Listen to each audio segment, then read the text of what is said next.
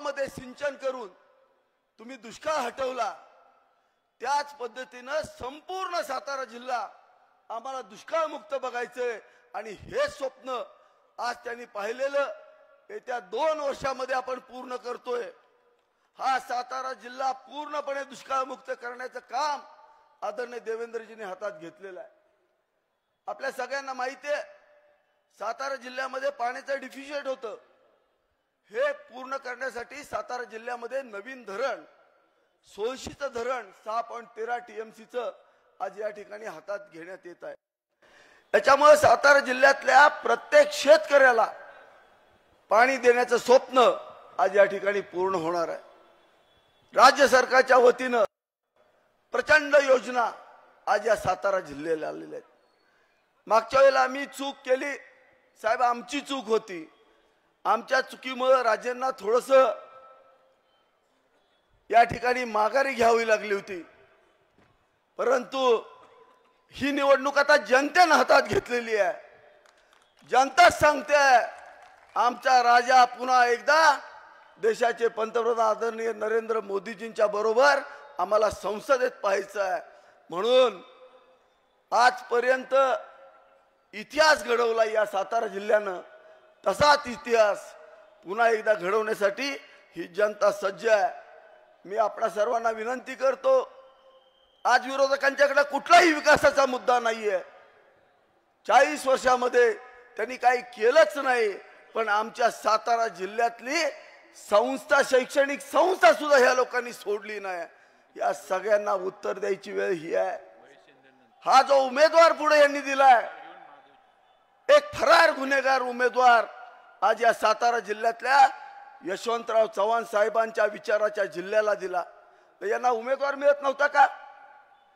आपण जर या उमेदवाराचं घोषणापत्र पाहिलं तर त्याच्यामध्ये त्यांनी दाखवलंय आणि या उमेदवारानं तिथं जाहीर केलंय, त्याच्यावरती लागलेली कलम जाहीर केलेली आहेत 406, 409 आणि त्याच्यामध्ये लिहिलंय मी 420 पण आहे असं लिहिलेलं आहे त्याच्यामध्ये। आज स्वतःच्या घोषणापत्रामध्ये त्यांनी सांगितलं होतं, मी जर दोषी असेल मी निवडणूक लढणार नाही।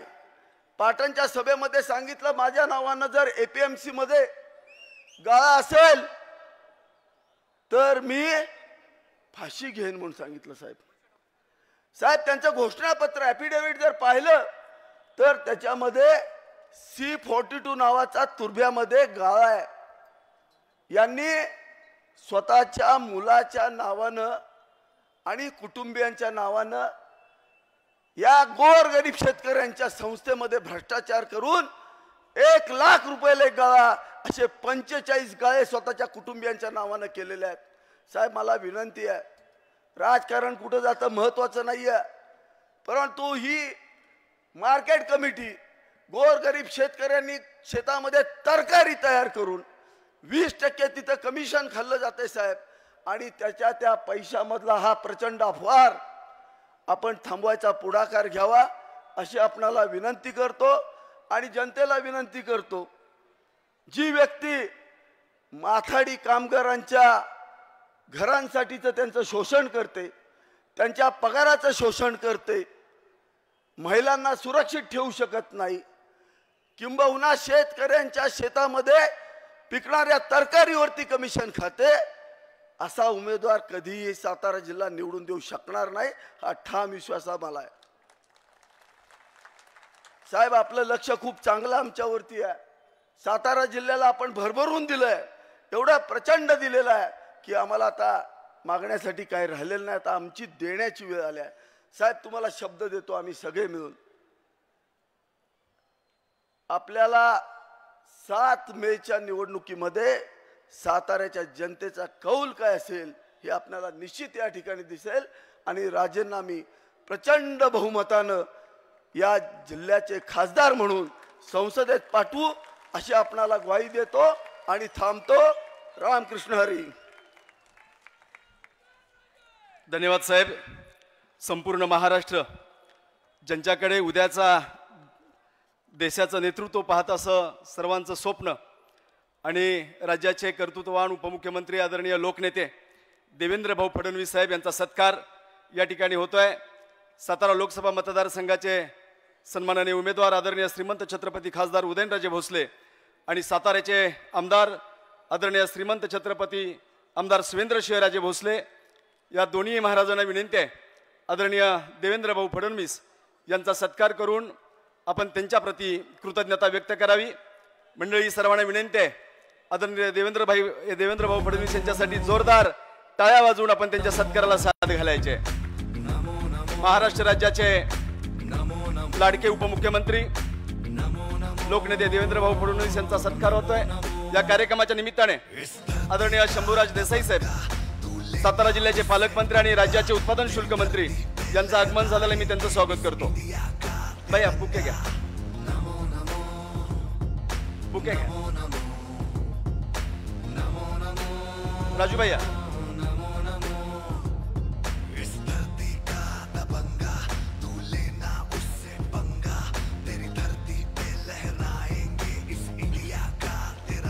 आदरणीय श्रीमंत छत्रपती खासदार उदयनराजे भोसले आणि आदरणीय श्रीमंत छत्रपती आमदार शिवेंद्रसिंहराजे भोसले यांच्या दोघांच्याही हस्ते आदरणीय देवेंद्र भाऊ यांचा सन्मान होतोय।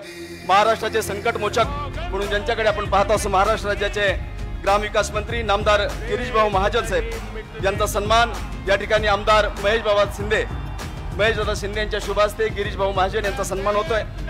साताऱ्याचे पालकमंत्री आदरणीय रासपचे राष्ट्रीय अध्यक्ष आदरणीय आमदार महादेवजी जानकर साहेब यांचाही सन्मान होत आहे। उपस्थित सर्वांचं मी स्वागत करतो। Shiv Sena, Bharatiya Janata Party, Rashtrawadi Congress Party, RPI, Shetkari संघटना, सर्व घटक पक्ष मित्र पक्षांचं, सर्व जिल्हाध्यक्ष सर्वांचं स्वागत करतो। सर्व आमदार मंडळी यांचं स्वागत करतो आणि सातारा जिल्हा भारतीय जनता पार्टी आणि महिला मोर्चाच्या वतीने सुरभीताई भोसले, आदरणीय चित्रलेखाताई माणिक कदमताई साहेब, सुवर्णताई पाटील, विनुताई अळगावकर यांच्या शुभ हस्ते लाडके नेते आदरणीय देवेंद्रजी फडणवीस साहेबांचा सन्मान होतोय। धन्यवाद।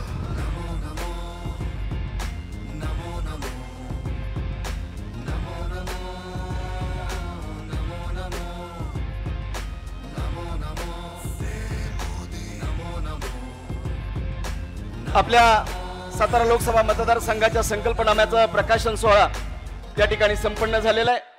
यानंतर या कार्यक्रमाला संबोधित करण्यासाठी माननीय आमदार, माजी मंत्री, या ठिकाणी आपल्या सर्वांचे लाडके नेते सातारा जावली विधानसभा मतदारसंघाचे कार्यसम्राट आमदार आदरणीय श्रीमंत छत्रपती आमदार शिवेंद्रसिंहराजे भोसले यांच्यासाठी जोरदार टाळ्या। महाराजांना विनंती करतो आपण या कार्यक्रमाला संबोधित करावं।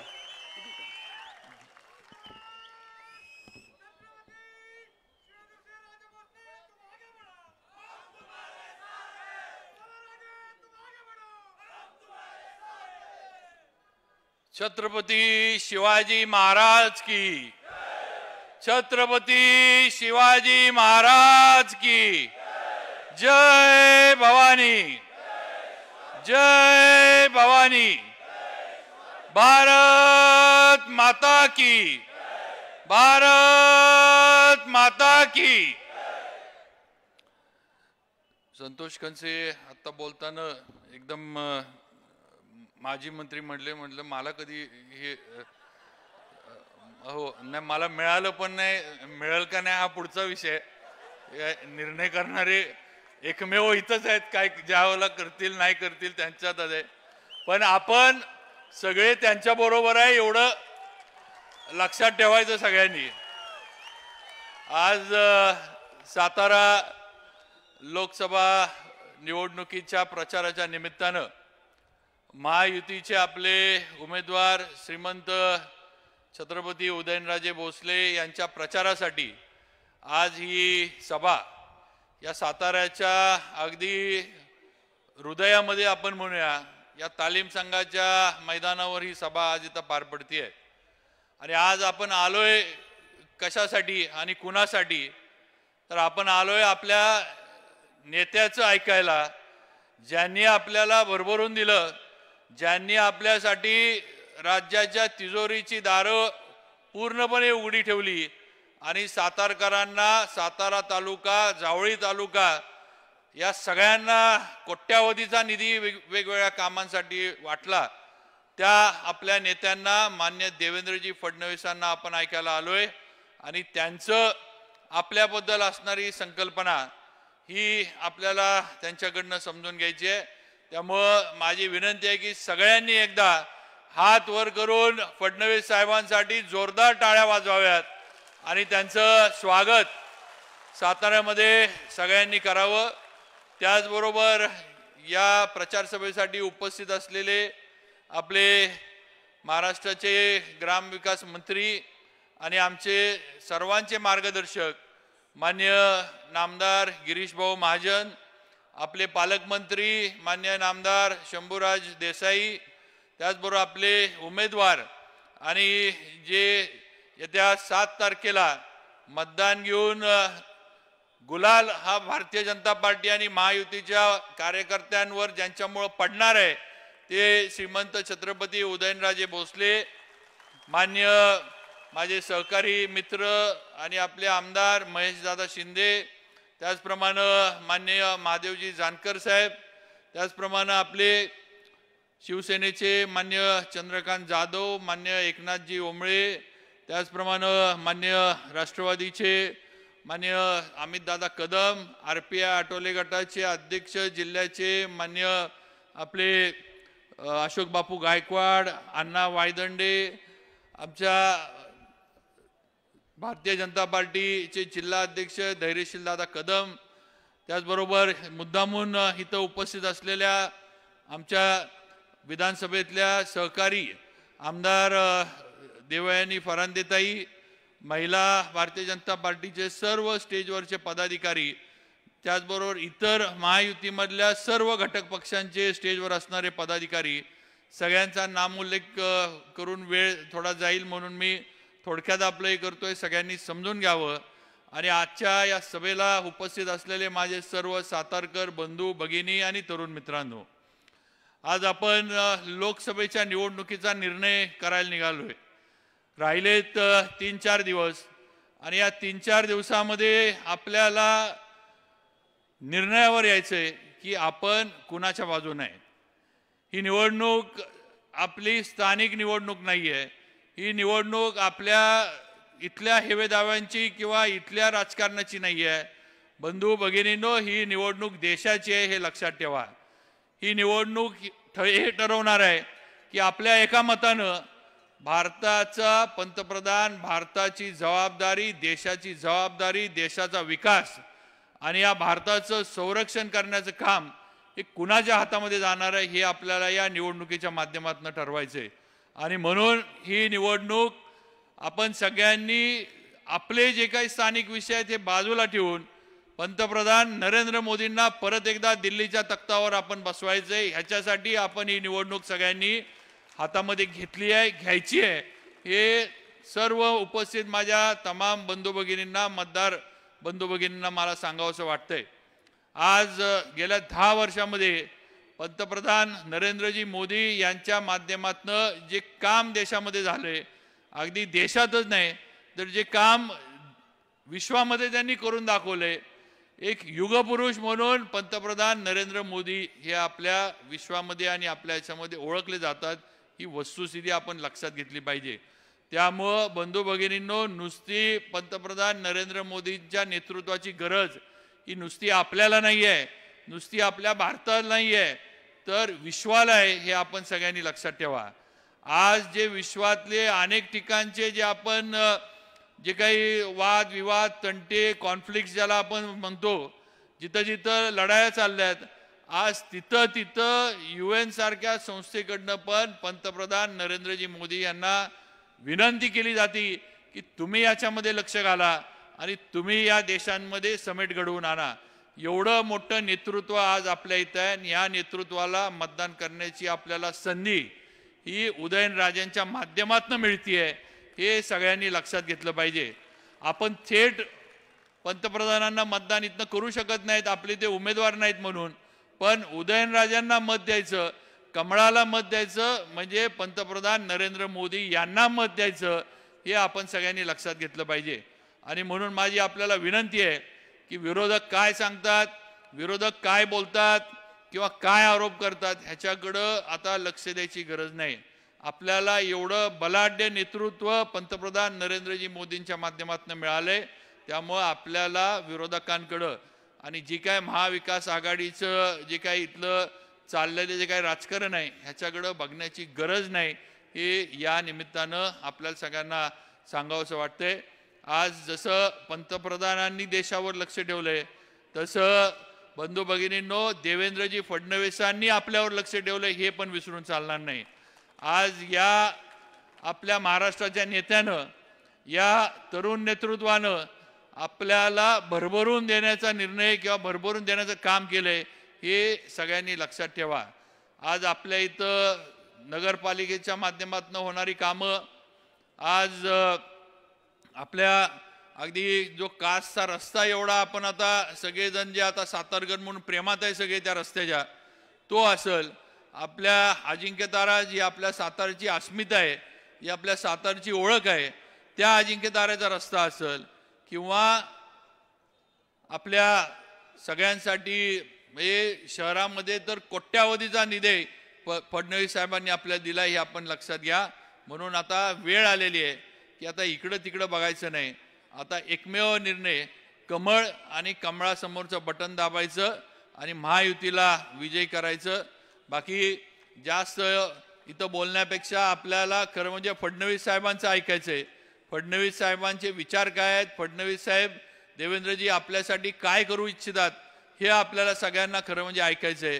पण मी आज आपल्या सर्वांच्या वतीनं इथं माझे नेते देवेंद्रजी फडणवीस यांना शब्द देतो की साहेब, या सातारा जावळी मतदारसंघातनं मोठ्या मताधिक्यानं आम्ही उदयनराजांना मताधिक्य देऊन निवडून देऊ.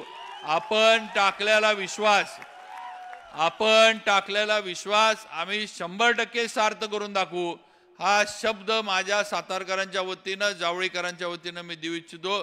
साहेब, दोन्ही तालुके हे इतिहासामध्ये नोंद असणारे तालुके आहेत आणि इथल्या शब्दाला किंमत आहे, हे आपण लक्षात ठेवा.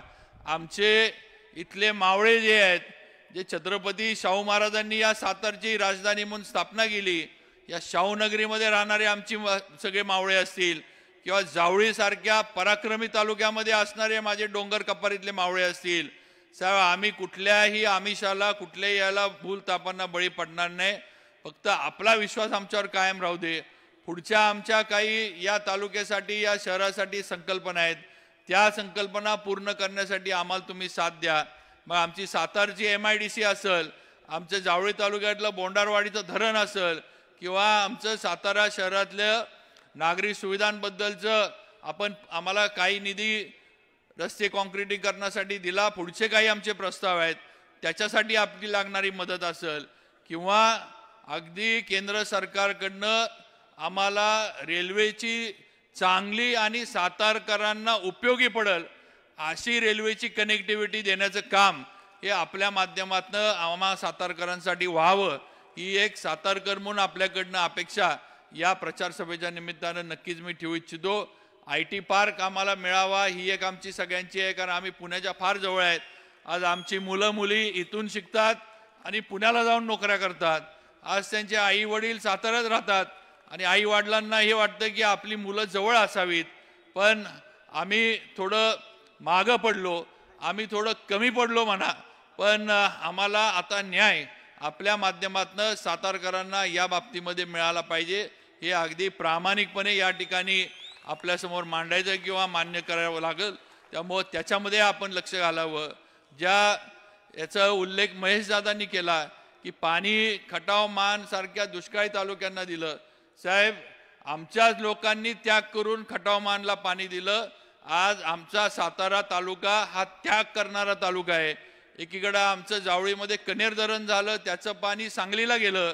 दुसरीकडं आमच्याकडं उरमोडीचं धरण झालं, साहेब त्याचं पाणी खटाव मानला गेलं. पण आम्हाला वाईट वाटत नाही, आम्हाला समाधान आहे की आमच्या दुष्काळी तालुक्यातल्या भावंडांना आमच्या इथलं पाणी देऊन त्यांना आम्ही कुठंतरी चांगल्या ह्याच्यामध्ये आणू शकलो, ह्याचा नक्कीच आम्हाला अभिमान आहे. आणि म्हणून कैलासवासी भाऊसाहेब महाराजांचा इथं उल्लेख करणं गरजेचं आहे, कारण त्यांनी हा प्रकल्प खऱ्या अर्थानं मार्गी लावला. साहेब, आमची दुसरी एक विनंती आहे की काही आमचा सातारा तालुक्यातला भाग सुद्धा वंचित राहिलाय, काही आमचा सातारा तालुक्यातला भाग सुद्धा पाण्यापासून बाजूला राहिलाय. त्यामुळे याच्या बाबतीत सुद्धा आपल्या माध्यमातून आमच्या लावंगर योजनेचा पुढं निर्णय असेल किंवा इतर आमच्या योजनांचे निर्णय असेल साताऱ्यातली, ते आपण लावून द्यावं आणि आम्हाला खऱ्या अर्थानं न्याय द्यावा. आम्ही कायम आपल्याबरोबर आहोत. या तालुक्याला निष्ठा ठेवणं आणि निष्ठा पाळणं ही सवय या तालुक्याला कायम आहे. हा तालुका आणि या तालुक्यातला मतदार कधी दगाफटका करून कुठेही गेला नाही आणि आज सुद्धा भारतीय जनता पार्टीच्या मागं आणि आपल्या मागं या तालुक्यातला मतदार, या भूमीतला मतदार, या विधानसभा मतदारसंघातला मतदार हा 100% राहील हे आपल्याला या ठिकाणी खात्री देतो. माझं आपल्याला सगळ्यांना विनंती आहे की महाविकास आघाडीकडनं जो प्रचार चालतो ह्याच्याकडं लक्ष देऊ नका. आज त्यांचं एकच आहे की आपल्याला गोंधळामध्ये टाकून द्यायचं. सातारमध्ये आलं की म्हणायचं कोरेगावला महेशदादांचं आणि आमचं ठरलंय की महेशदादा आमदारकीला आणि शशिकांत शिंदे खासदारकीला असं आमचं ठरलंय. इथं आलं की म्हणायचं शिवेंद्र बाबांना आम्ही काय त्रास देणार नाही पण आम्हाला तुम्ही मदत करा. परत वाईला गेलं की म्हणायचं आमचं आणि वाईमध्ये आमचं ठरलंय, आम्हाला वाईमध्ये मताधिक्य मिळणार आहे. इकडं पाटणला गेलं की म्हणायचं शंभूराजे आम्हाला तसं आत्न का होईना पण राजे आम्हाला सहकार्य करतात. असं गोंधळून टाकायचं काम फक्त आपल्या, ज्याला आपण आपल्या स्थानिक भाषेत म्हणतो ना की पायात साप सोडण्याचं काम, हे महाविकास आघाडीकडनं चालू आहे. त्यामुळे असल्या न चावणाऱ्या सापांना घाबरू नका, असल्या कुठल्याही अफवांवर विश्वास ठेवू नका. आज या लोकसभा मतदारसंघाची परिस्थिती अशी आहे, सर्व विधानसभा मतदारसंघातले नेते मंडळी इथं स्टेजवर आहेत. आज वाई असेल, कोरेगाव असेल, पाटण असेल, कराड असेल, या सर्व मतदारसंघातनं उदयनराजेंना, भारतीय जनता पार्टीला आणि महायुतीला भरभरून मताधिक्य मिळणार आहे आणि मोठ्या मताधिक्यानं आपले उमेदवार विजय होणार आहे. त्यामुळे आपण डगमगून जाऊन चालणार नाही, आपण गोंधळून जाऊन चालणार नाही. आपली जबाबदारी आहे की आपलं मताधिक्य सातारा जावळीचं, सातारा शहराचं या लोकसभा मतदारसंघामध्ये सगळ्यात एक नंबरचं पाहिजे, एवढं लक्षात ठेवा आणि त्याप्रमाणे 7 तारखेला कामाला लागा एवढीच विनंती करतो. उदयनराजेंचं चिन्ह लक्षात ठेवा, कमळ, कमळाच्या समोरचं बटन दाबून उदयनराजेंना आणि आपले देशाचे पंतप्रधान मोदीजींना परत एकदा ताकद द्या एवढीच विनंती करतो आणि थांबतो. जय हिंद, जय महाराष्ट्र. धन्यवाद बाबा. माझी नाही आणि भावी नाही, कधीतरी महाराष्ट्राचे विद्यमान मंत्री म्हणून माझ्या तोंडातून आपला उल्लेख व्हावा हे स्वप्न सातारची जनता पाहते. ही गोष्ट आदरणीय देवेंद्र भाऊ आपल्यापर्यंत पोहोचावी अशी विनंती आहे. बाबांनी काल भूमिका घेतली, जे माझे ते पक्षात, जे पक्षात तेच माझे, आणि म्हणून त्याला उदंड प्रतिसाद मिळतोय. सातारा जिल्हा परिषदेचे माजी शिक्षण आणि अर्थ खात्याचे सभापती यांनी बाबांच्या भूमिकेला पाठिंबा म्हणून आज पक्षात प्रवेश करतायत.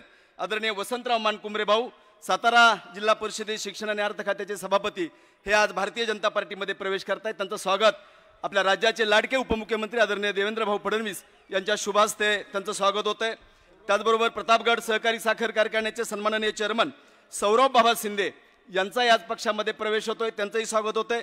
सातारा तालुक्याच्या पूर्व भागामध्ये ओबीसी आणि एक 2 मिनिटं, सातारा जिल्ह्याच्या पूर्व भागामध्ये ओबीसी आणि एससी समाजामध्ये ज्यांचं फार मोठं संघटन आहे असे ओबीसी समाजाचे युवा नेते आदरणीय दत्तात्रय उर्फ पिंटू गुरव यांचाही आज भारतीय जनता पार्टीमध्ये प्रवेश होतोय. पिंटू गुरव यांनाही विनंती आहे आपण पक्षामध्ये प्रवेश करतायत. आदरणीय देवेंद्र भाऊ यांच्या शुभ हस्ते प्रवेश होतोय.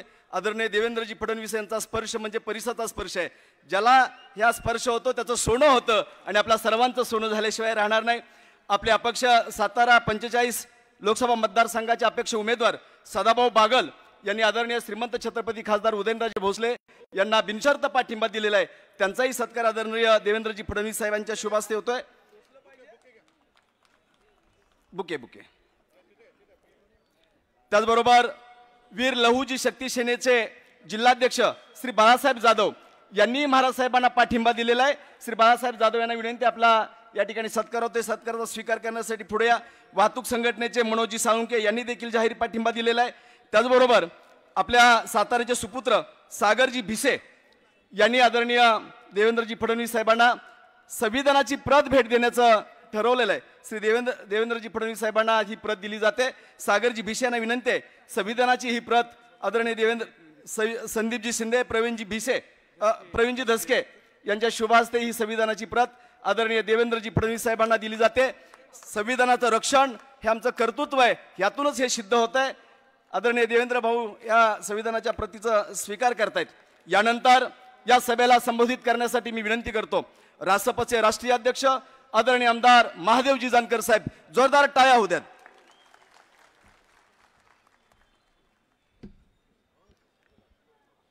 आदरणीय उदयनराजेंच्या सभेसाठी उपस्थित असलेले राज्याचे नेते, तुम्हा आम्हा सर्वांचे नेते देवेंद्रजी फडणवीस साहेब, पालकमंत्री शंभूराजे, या भागाचे भावी खासदार उदयनराजे भोसले, शिवेंद्रराजे माने, शिंदेजी माजी आमदार बारामतीचे, तसंच भाजप, शिवसेना, राष्ट्रवादी आणि मित्र पक्षाचे उमेदवार आमचे उदयनराजे भोसले. बांधवांनो, सातारा जिल्हा हा देशात क्रांतिकारकांचा जिल्हा आहे.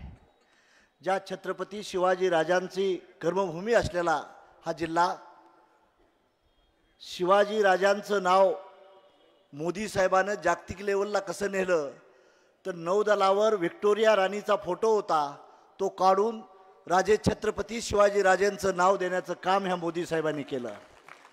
माझी आपल्याला कळकळीची विनंती आहे, ज्या बाबासाहेबाचं शिक्षण देखील पहिल्या झोटला सातारलाच चालू झालं, त्या बाबासाहेब आंबेडकरांची देखील कर्मभूमी हीच आहे. ज्या महात्मा फुलेंचं मूळ गाव कटकून आहे, ती सातारचीच भूमी आहे. आणि कर्मवीरराव पाटलांनी विद्येचं माहेरघर जगात निर्माण केलं, त्याची कर्मभूमी असलेली धनीची बाग ही सातारची माती आहे. माझी तुम्हाला विनंती आहे, या देशाचं इलेक्शन हे कुठलं नगरपालिकेचं किंवा ग्रामपंचायतचं इलेक्शन नाही, तर देशाचं इलेक्शन आहे. या देशाची 5 ट्रिलियन इकॉनॉमीज डेव्हलप करण्यासाठी आपल्याला उदयनराजेला दिल्लीला पाठवावं लागेल आणि आपल्या जिल्ह्याचा विकास करून घ्यावा लागेल.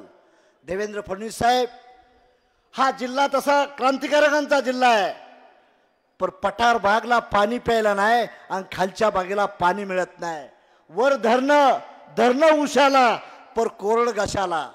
म्हणून मी तुमचं अभिनंदन करीन की ज्यांनी भावनिक म्हणून सातारा जिल्ह्याचं मतदान घेतलं, त्यांनी आम्हाला पाणी दिलं आहे. त्याला जन्म देवेंद्र फडणवीसला घ्यावा लागला आणि आम्हाला दुष्काळी भागाला पाणी द्यायची भूमिका केली. सलाम करतो देवेंद्र फडणवीस तुम्हाला. कृष्णा खोरम मनोहर जोशीने निर्माण केलं. शाहू फुले आंबेडकरांचं नाव घेणाऱ्या माणसांनी आम्हाला नेहमी मुंबईला जगायला पाठवलं, दुष्काळी म्हणून जगाय ठेवलं. त्याची मूर्त मीळ तोडण्याचं काम मनोहर जोशी असाल किंवा देवेंद्र फडणवीसला करावं लागलं. सातारकरांना माझी विनंती आहे, उदयनराजेला दिल्लीला पाठवा आणि सातारचा विकास करण्याचं स्वप्न द्या. मी बी सातारचाच पट्टे.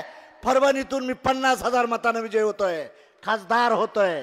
दिल्लीला ज्यावेळेस सातारची दोघं जातील, देवेंद्र फडणवीस साहेब, मोदी साहेबांनी मला धाकटा भाऊ म्हणलेला आहे, गोपीनाथ मुंडेंनी मला मुलगा म्हटलेला आहे. थोरला वडील ज्यावेळेस ऐकत नाही, तेव्हा धाकट्या थोरल्या भावाच्या हाताला धरून सांगू शकतो, माझ्या सातारला MIDC द्या, पाणी द्या, एअरपोर्ट द्या, रेल्वेचा हब द्या, एज्युकेशनचा हब द्या, IT चा हब द्या. ही मागण्याची कला उदयनराजे आणि मी स्वतः करू शकतो. म्हणून माझी हात जोडून विनंती आहे, ह्या राजाला तुम्ही दिल्लीला पाठवा आणि मोदीला मत देण्यासाठी सातारचे 2 वाघवर पाठवा. देवेंद्रजी, माड्याची सीट बी आपण जिंकतोय, काळजी करायचं काही काम नाही.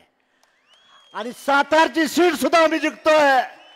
शिवेंद्र राजे, तुम्ही आता बोलला दपकत, पण इथलं लीड आपलंच देणार, तुम्ही देणार आहे आम्हाला. जे काही लोक कन्फ्यूज आणि कन्फ्युजन करण्याची भूमिका करतात ते सक्सेस होणार नाहीत. त्यांनी भावनिक सांगितलं, माझा जिल्हा आहे, माझ्यावर प्रेम करतोय, पण ते आम्हाला वनवासी ठेवण्याचं काम ह्याच काँग्रेसने आणि राष्ट्रवादी काँग्रेसने केलं आहे. बांधवांनो, म्हणून विकासाला मतदान द्यावं लागेल. सातारेकरांनो, छत्रपतीची गादी आहे, छत्रपतीचा मान आणि सन्मान जर तुम्हाला दिल्लीत ठेवायचा असाल तर ह्या उदयनराजेला टाकलं पाहिजे. माझ्यासाठी खाली देवेंद्रजी क्लिप पाठवली, उदयनराजेंनी, तमाम लोकांनी मला मतदान दिलं. उदयनराजेची झलक तो क्या है. खाली जिल्ह्याचा नेता नाही उदयनराजे भोसले, तमाम राज्याचा राष्ट्राचा नेता बनण्याचा प्रयत्न करतोय. म्हणून हे मत हे उमेदवाराला महत्व आहे, एक जबाबदार नेत्याला मत मागतोय, छत्रपतीच्या गादीला मागतोय. ज्या छत्रपतीने राज्य केलं त्या तमाम 18 पगड जातीला मावळ्याला न्याय द्यायची भूमिका केली आणि तीच भूमिका या देशाचे प्रधानमंत्री नरेंद्र मोदी अडॉप्ट करतात. म्हणून सातारकरांनो, तुमची रेल्वे चांगली व्हायची असेल, देवेंद्रजी आम्हाला एअरपोर्ट नाही, जिल्ह्याचं ठिकाण आहे. दुर्दैव आहे, आम्हाला आमचं एअरपोर्ट देखील द्यावं लागल आणि तुम्हाला शब्द द्यावा लागल. रेल्वेचा हाफ करावं लागल, IT पार्क मोठं व्हावं लागल, दुष्काळी जनतेला पाणी द्यावं लागल आणि पटराच्या धोकाला न्याय द्यावा लागल. दोन्ही तिजोरी आमच्या हातात आहे. महाराष्ट्राची तिजोरी इथं बसलेली आहे देवेंद्र, आणि देशाची तिजोरी मोदींच्या हातात आहे. दोन्ही चाव्या काढण्यासाठी मी आणि उदयनराजे मोदी साहेबांचं पाय धरीन. देवेंद्रचं, एकनाथ शिंदेचं, अजित पवारांचं पाय धरू, पण तुमच्या विकासाची गंगा आणण्यासाठी शब्द द्या आणि उदयनराजेला दिल्लीला पाठवा, हीच कळकळीची विनंती करतो आणि मी आपली जाग येतो. जय हिंद, जय भारत. धन्यवाद. यानंतर या सभेला संबोधित करण्यासाठी साताऱ्याचे सन्माननीय पालकमंत्री आणि महाराष्ट्र राज्याचे उत्पादन शुल्क मंत्री आदरणीय नामदार शंभूराज देसाई साहेब. सातारा लोकसभा मतदारसंघाचे लोकप्रिय उमेदवार आदरणीय श्रीमंत छत्रपती उदयनराजे भोसले महाराज साहेबांच्या निवडणूक प्रचाराला आपल्या सगळ्यांना संबोधित करण्यासाठी उपस्थित असणारे राज्याचे लोकप्रिय उपमुख्यमंत्री आदरणीय देवेंद्रजी फडणवीस साहेब, मंत्रिमंडळामधले आमचे ज्येष्ठ मार्गदर्शक आदरणीय गिरीशजी महाजन साहेब, विधिमंडळामधले आमचे सहकारी श्रीमंत छत्रपती शिवेंद्रसिंहराजे भोसले, आमचे दुसरे सहकारी मान्य आमदार महेशजी शिंदे, या ठिकाणी उपस्थित असलेले माजी आमदार नरेंद्रजी पाटील, भारतीय जनता पक्षाचे जिल्हाध्यक्ष धैर्यशील कदम, माजी मंत्री आणि या जिल्ह्याचे सुपुत्र सन्माननीय जानकर साहेब, इतर सर्व मान्यवर व्यासपीठ आणि या सभेला जमलेले सन्मान्य सर्व उपस्थित बंधू आणि भगिनीनो, माध्यमांचे सर्व सन्माननीय मित्र, आजची दिवसभरातली ही तिसरी सभा आहे खासदार उदयनराजे भोसले साहेबांच्या प्रचारासाठी. प्रचंड मोठी सभा वाईला आमदार मकरंद पाटील साहेबांनी घेतली. मकरंद पाटलांची सभा मकरंद पाटलांनी सभा आयोजित केली, दादा आले. दुसरी सभा 2 वाजता होती साहेब, 4:15ला सुरू झाली, पण माणसं तेवढी बसून होती उन्हामध्ये. पाटणला सभा होती, ती दुपारी झाली आणि आज त्या सगळ्या सभेंच्या वरचा कळस सातारची ही सभा संध्याकाळी या ठिकाणी होते. जिल्ह्यातला प्रतिसाद हा मान्य महाराज साहेबांच्या पाठीशी पूर्ण ताकदीनं सर्व विधानसभा मतदारसंघातले कार्यकर्ते कामाला लागलेले आहेत. सातारकरांना मला एवढंच सांगायचं आहे, पाटणच्या सभेमध्ये मान्य फडणवीस साहेबांनी सांगितलं 6 विधानसभा मतदारसंघ या लोकसभेमध्ये आहेत. 4 आमदार महायुतीचे आहेत, 2 आमदार महाविकास आघाडीचे आहेत. आणि आमदार जे 4 महायुतीचे आहेत, आम्ही तिघही इथं आहे. मकरंद आबा सुद्धा एका गटामध्ये त्यांच्या मेळावे सुरू आहेत, कदाचित सभा संपण्यापूर्वी येतील किंवा नंतर फडणवीस साहेबांना ते भेटणार आहेत. 4च्या 4 आमदार आम्ही आमच्या स्वतःसाठी जशी विधानसभेला मतं मागतो तशी मतं खासदार उदयनराजेंसाठी त्यांचा अर्ज भरल्यापासून आणतो. महेशराव बरोबर आहे का? बाबा बरोबर आहे का? म्हणजे आमदार कधी आम्ही कुठं हात आकडता ठेवून काम करत नाही, कारण आम्ही आमच्या नेत्यांना शब्द दिलाय. ज्या दिवशी खासदार साहेबांचा अर्ज भरला, माननीय एकनाथजी शिंदे साहेबांनी, मी आणि महेश शिंदे साहेबांनी शब्द दिला की शिवसेनेचे आम्ही 2 आमदार आहोत, आम्ही पूर्ण ताकदीनं आमच्यासाठी जसं काम करतो तसं काम करू. बाबाराजेंनी फडणवीस साहेबांना शब्द दिला आणि आमदार मकरंद पाटील साहेबांनी अजितदादांना शब्द दिला. साहेब, आपण सकाळच्या वाईच्या सभेला गेला, मगाशी मी पाटणवरनं निघताना आबांच्या बरोबर फोनवर बोललो. आबा म्हणले काल दुपारी माझी सभा नक्की झाली, आजची सकाळची अजितदादांची सभा, आणि एकच रात्र माझ्याकडे होती.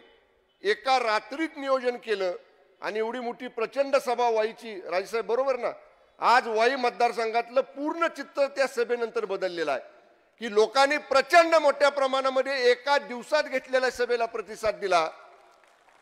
याचा अर्थ आमचे नेते आहेत मंत्रिमंडळाचे, उपमुख्यमंत्री फडणवीस साहेब आणि शिंदे साहेब, काम आमदार करतायत हे साहेब याच्यावरनं नक्कीच तुम्हाला समजलं असेल की बाबा आमदार हे महायुतीचे कामाचे आमदार आहेत. त्यामुळं सातारा लोकसभा मतदारसंघाबद्दल जानकर साहेब म्हटले ही वस्तुस्थिती आहे. IT हब झालं पाहिजे, मोठं एज्युकेशन हब झालं पाहिजे, ही मागणी रास्तच आहे.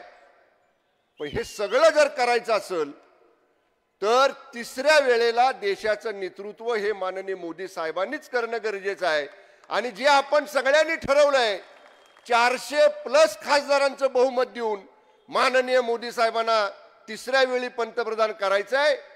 आमच्या सगळ्या विधानसभा मतदारसंघामध्ये जेवढ्या सभा झाल्या सगळीकडे आम्ही ठरवलेलं आहे 400+ जे खासदार असणार आहेत त्यात सगळ्यात जास्त मताधिक्याने येणारा खासदार कोण असेल तर सातारचे खासदार मान्य श्रीमंत छत्रपती उदयनराजे भोसले साहेब असणार आहेत. आज आमच्या 4ही आमदारांमध्ये आणि उत्तर आणि दक्षिण कराडमधल्या पदाधिकाऱ्यांच्या मध्ये स्पर्धा लागलेली आहे.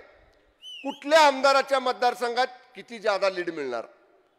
शिवेंद्र बाबा सगळे आमच्या पुढे जातील ह्याच्याबद्दल दुमत असायचं कारण नाही, कारण दोघं एका जागीच आहेत ना. हिथं काय दुसरं नाहीच आहे. सातारा विधानसभा मतदारसंघामध्ये मोठे महाराज आणि छोटे महाराज आणि दोन्ही एकत्र हातात हात घालून मतं मागतात म्हणल्यानंतर लीड तुमचं जास्त राहील. पण आमच्या तिघात आपलं महेशराव, तुम्ही, मी, मकरंद आबा, आपल्यात कोणाचं लीड कमी राहते कोणाचे जास्त राहते त्याप्रमाणे आमची स्पर्धा ही हेल्दी कॉम्पिटिशन आहे. आम्ही ठरवलेलं आहे की एकदा नेत्यांना शब्द दिलाय ना आपल्याला मोदी साहेबांना जर तिसऱ्यांदा पंतप्रधान करायचं आहे, उदयनराजे साहेबांना तर मत द्यायचंच आहे. पण उदयनराजे साहेबांना जे मत आपण देणार आहोत ते थेट मोदी साहेबांना मत मिळणार आहे हे समजून आम्ही सगळेजण कामाला लागलेलो आहोत. आदरणीय फडणवीस साहेबांना मी एवढंच सांगेन की निश्चितपणे पूर्ण ताकदीनं हा सातारा लोकसभा मतदारसंघ हा मोदी साहेबांच्या विचाराचा मतदारसंघ आहे.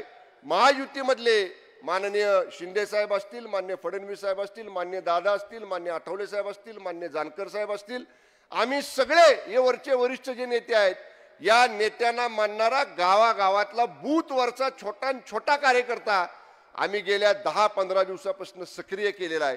हा जो देशहिताचा विचार आहे मोदी साहेबांना का निवडून द्यायचंय, देशाच्या हिताकरता निवडून द्यायचंय हा विचार केवळ आम्ही भाषणात सांगत नाही, बूथवरच्या मतदारापर्यंत पोहोचवण्याची यंत्रणा ही उदयनराजे साहेबांचा अर्ज भरलेल्या दिवशीपासून आम्ही कार्यान्वित केलेली आहे.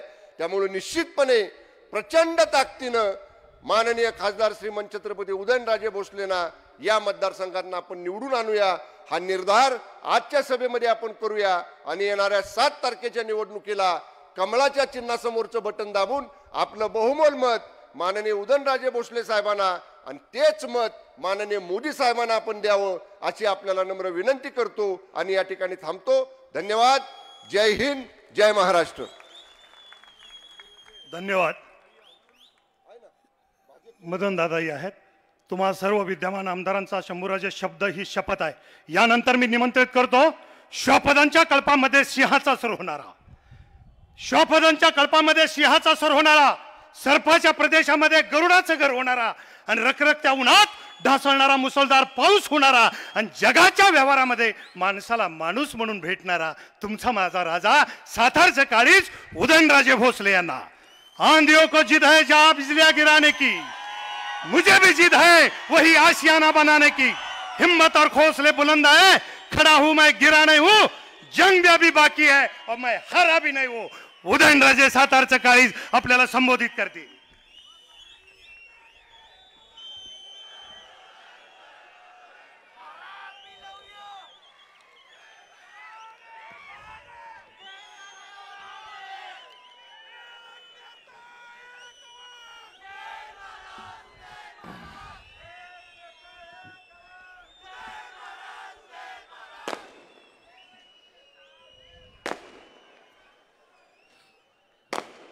सर्वात प्रथम या ठिकाणी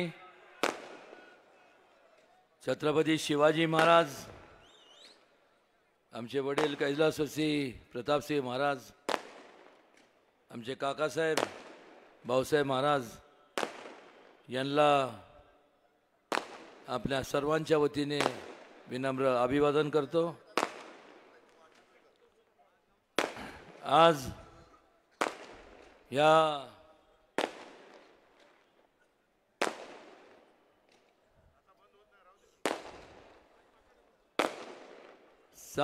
आज या 4 तारखेला लागणारा निकाल याच्यावर शिक्कामोर्तब करण्याकरता विजयीचा शिक्कामोर्तब करण्याकरता या ठिकाणी आवर्जून उपस्थित असलेले आपल्या सगळ्यांचे लाडके महाराष्ट्राचे उपमुख्यमंत्री देवेंद्रजी फडणवीस साहेब, माझ्या थोरल्या भावासारखे गिरीशजी महाजन साहेब, माधवजी जानकर साहेब, माझे मित्र आमदार महेश शिंदे, आमचे बंधुराज आमदार शिवेंद्रराजे, आवर्जून या ठिकाणी माझं प्रचारासाठी उपस्थित असलेल्या आमच्या भगिनी आमदार देवयानी परांदे, त्याचबरोबर नरेंद्र पाटील, या ठिकाणी ज्यांचं मी जेव्हा कॉलेजचं शिक्षण संपून परतलो तेव्हापासून त्यांचं मार्गदर्शन मला मिळालं असे मदनदादा भोसले, मनोज गोरपडे, खासदार अमर साबळे, धैर्यशील दादा कदम, पुरुषोत्तमजी जाधव, प्रवीण कुमार साळे आणि त्यांची भाषण ऐकल्यानंतर खासदार रामदास आठवलेंची आठवण येते असे अशोक बापू गायकवाड, चित्रलेखा ताईसाहेब, सुवर्णाताई पाटील, नुकताच ज्यांनी प्रवेश केला असे वसंतरावजी मानकुमरे, माझे मित्र अमितजी कदम, ज्ञानदेव राजने, सुरभीताई भोसले, अविनाश कदम, अण्णा वायदंडे, रामकृष्ण वेताळ, विक्रांत पाटील, माजी नगराध्यक्ष माधवीताई कदम, सौरभ शिंदे, एकनाथ ओंबळे, चंद्रकांत जाधव, रणजित भोसले, राहुल पवार, युवराज पवार, भीमराव काका पाटील आणि यादी फार मोठी आहे, पण त्यामुळं फार वेळ आपला घेणार नाही. माफ करा मला जर मी कोणाच्या नावाचा उल्लेख केला नाही. उपस्थित सर्व स्टेजच्या समोर बसलेले सर्व आपण लोकशाहीतले राजे, ज्येष्ठ वडीलधारी मंडळी, माता भगिनी आणि माझ्या तरुण मित्रांनो, आज ही जी या ठिकाणी ही सभा होतीये ही या ठिकाण म्हणजे ही जागा आहे म्हणजे राजधानी सातारा.